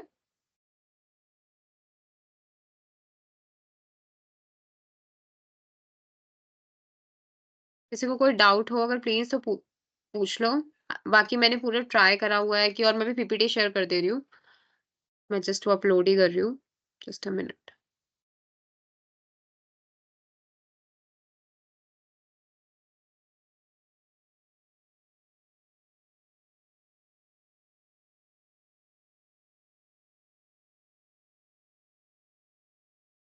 मैक्सिमम कितने पेज में लिख के आना चाहिए? यार देखो, मैक्सिमम नहीं, डिपेंड करता है कि क्वेश्चन किस टाइप का है। मैक्सिमम या उसका कुछ लिमिट नहीं होती। बाकी हाँ, ट्राई करो कि अगर आप लोगों को फॉर एग्जांपल 15 मार्क्स का कोई क्वेश्चन आता है, ठीक है, तो नॉर्मल ना एक सीक्वेंस फॉलो किया करो हमेशा, जिससे ना आंसर भी अट्रैक्टिव बनता है। कि सबसे पहले चीजों को डिफाइन करो। डिफाइन करने के बाद क्या पूछा गया है वो पॉइंट बताओ। अगर कुछ टाइप्स वगैरह पूछे गए हैं तो उसको फ्लो चार्ट में उसके टाइप्स दिखाओ। देन टाइप्स दिखाने के बाद ट्राई करो कि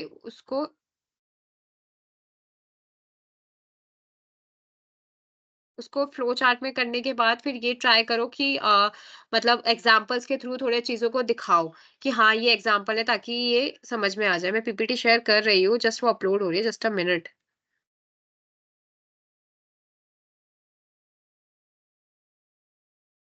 हाँ, स्टोरी लिखने से तो बेटर है भाई। स्टोरीज मत लिखो फालतू में। आप लोग इतने लंबे लंबे पैराग्राफ्स लिख रहे हो, उस पैराग्राफ में अगर कोई रेलिवेंस नहीं है ना, तो वो गलत होता है। पॉइंट्स लिख रहे हो ठीक है, अगर आप स्टोरी, आपकी आदत पैराग्राफ में भी आंसर लिखने की है ना, स्टिल थोड़ी रेलेवेंस ट्राई करो, फ्लो चार्ट बनाओ। मैं बार बार एक ही बात बोल रही हूँ, ट्राई करो पेपर को अट्रैक्टिव बनाने का। ठीक है, जितना ज्यादा पेपर अट्रैक्टिव बनेगा उतना सही रहेगा। हाँ, 6 पेज तो बहुत होते हैं वैसे। पर ठीक है, हाँ, अगर आप लोग 6 पेज लिख सकते हो तो ठीक है, अच्छे से लिख लो, कोई प्रॉब्लम नहीं है।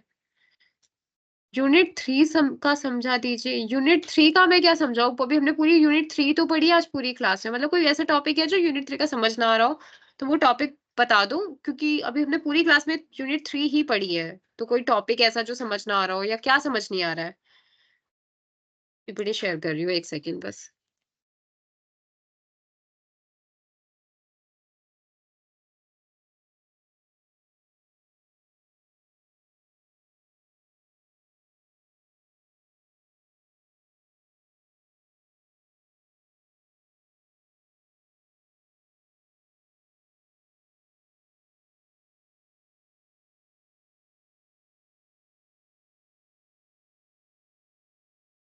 शुरू से शॉर्ट में समझा दूँ? ओके, ठीक है, मैं एक बार शॉर्ट में समझा देती हूँ, बट रिकॉर्डिंग वैसे अवेलेबल होगी। चलो कोई नहीं, मैं एक बार शॉर्ट में समझा देती हूँ, नो प्रॉब्लम। देखो, यूनिट 3 में हम लोगों ने मोटिवेशन के बारे में पढ़ा था कि मोटिवेशंस क्या होते हैं, इसके की एलिमेंट्स कौन-कौन से होते हैं। साथ-साथ में हमने थ्योरीज के बारे में पढ़ा था कि कंटेंट थ्योरी होती है हमारी। कंटेंट थ्योरी में हमारी 3 थ्योरी आती है। Maslow hierarchy of need theory, जिसमें हम लोग नॉर्मल, मतलब ये फिजियोलॉजिकल नीड से स्टार्ट करते हैं। फिजियोलॉजिकल, सेफ्टी, सोशल स्टेम और सेल्फ नीड से स्टार्ट करते हैं, हमेशा नीचे से जाते हैं। उसके बाद हमने ये हजारीबाग की थ्योरी पढ़ी थी, जिसमें हमने कहा था कि वो 2 फैक्टर पे वर्क करती है, मोटिवेटर और हाइजीन फैक्टर पे।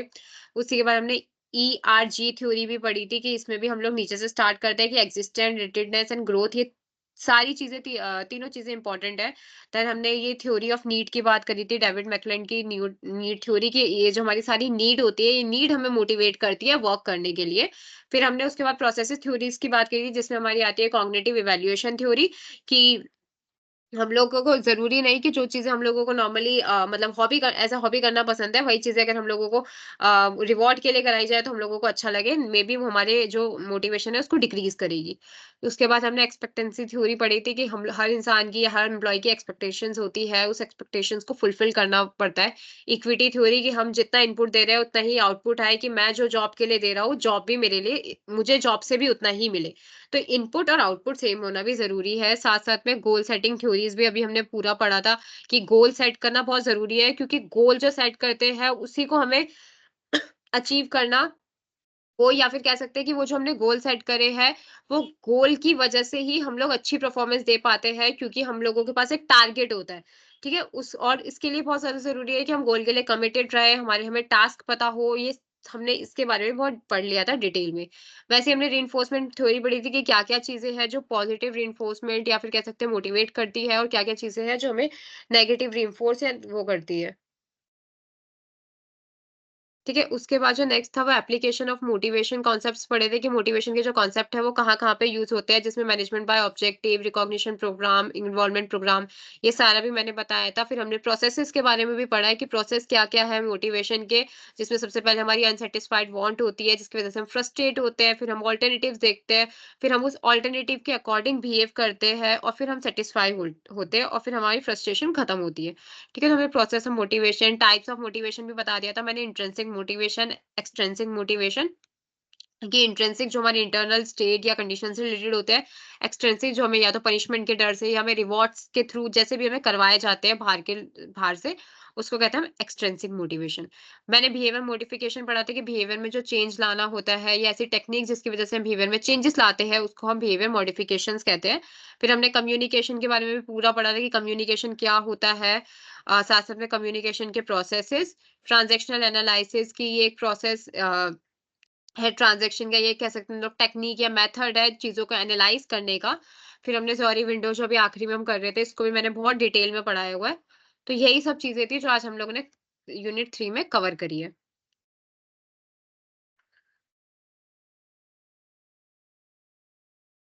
किसी को अभी तक कोई डाउट या कुछ तो नहीं है ना? कोई डाउट या किसी को कुछ हो तो प्लीज़ पूछ सकता है। सिलेबस देखना है एक बार, नोट दोबारा दिखा देती हूँ, नो प्रॉब्लम। 1 सेकंड बस।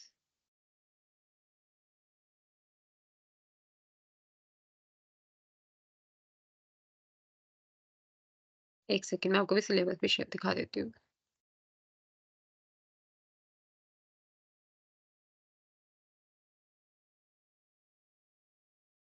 ये हमारा सिलेबस है जो एसओएल की वेबसाइट पे भी अवेलेबल है। आप चाहे तो एसओएल की वेबसाइट से भी इसको डाउनलोड कर सकते हैं, जिसमें हमारी यूनिट 1 इंट्रोडक्शन है, यूनिट 2 इंडिविजुअल बिहेवियर पे है जो हम कंप्लीट कर चुके हैं, यूनिट 3 हमारी मोटिवेशन एंड कम्युनिकेशन पे है जो आज कवर करी है, जिसमें हमने सारे टॉपिक्स कवर कर दिए हैं। अब यूनिट 4 जो हम कल की क्लास में कवर करेंगे, ग्रुप बिहेवियर और लीडरशिप पर है। उसी के बाद फिर हमारी यूनिट 5 है जो हमारी नेक्स्ट क्लास होगी, लास्ट क्लास, उसमें हम कवर कर लेंगे डायनामिक्स ऑफ ऑर्गेनाइजेशनल बिहेवियर की। तो ये हमारा पूरा सिलेबस है, जो हमारा टोटल 5 यूनिट्स में डिवाइडेड है। इसको आप एसओएल की वेबसाइट से इज़िली डाउनलोड कर सकते हैं। बाकी क्लास जो हमारी लास्ट क्लास होगी, उस वाले में मैं आपसे ये सारा सिलेबस, स्टडी मटीरियल, अभी तक की जितनी पीपीटी है वो ट्राई करूँगी सब कुछ हो, और कुछ और मटीरियल भी अगर मेरे पास हो, तो मैं भी वो भी आप लोगों से शेयर कर दूँ।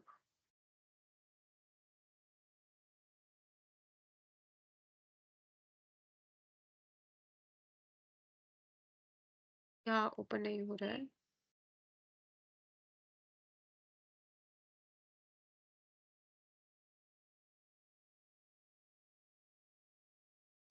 सो अभी तक सबको अब सब कुछ क्लियर है, सो लेट्स मतलब एंड द क्लास। अब कल वाली क्लास में मिलेंगे, जिसमें हम लोग 4th यूनिट कवर करेंगे। ये रिवीजन क्लासेस है, इसलिए सारी क्लासेस बहुत ज्यादा इंपॉर्टेंट है, क्योंकि सारी क्लासेस में हम लोग हर यूनिट को कवर कर रहे हैं। ठीक है, तो आई होप अभी तक सबको सब कुछ समझ में आ रहा होगा। प्लीज किसी को कोई भी डाउट हो तो वो फ्री है पूछने के लिए, वो चैट में लिख के मेरे से पूछ सकता है। मैं सारे आंसर्स कर रही हूँ, अभी तक जो आप लोग चैट में लिख रहे हैं मैं सब चीजों के आंसर्स आपके करती जा रही हूँ। तो आई होप सबको सब कुछ समझ में आ रहा है। तीनों यूनिट क्लियर है ना सबकी?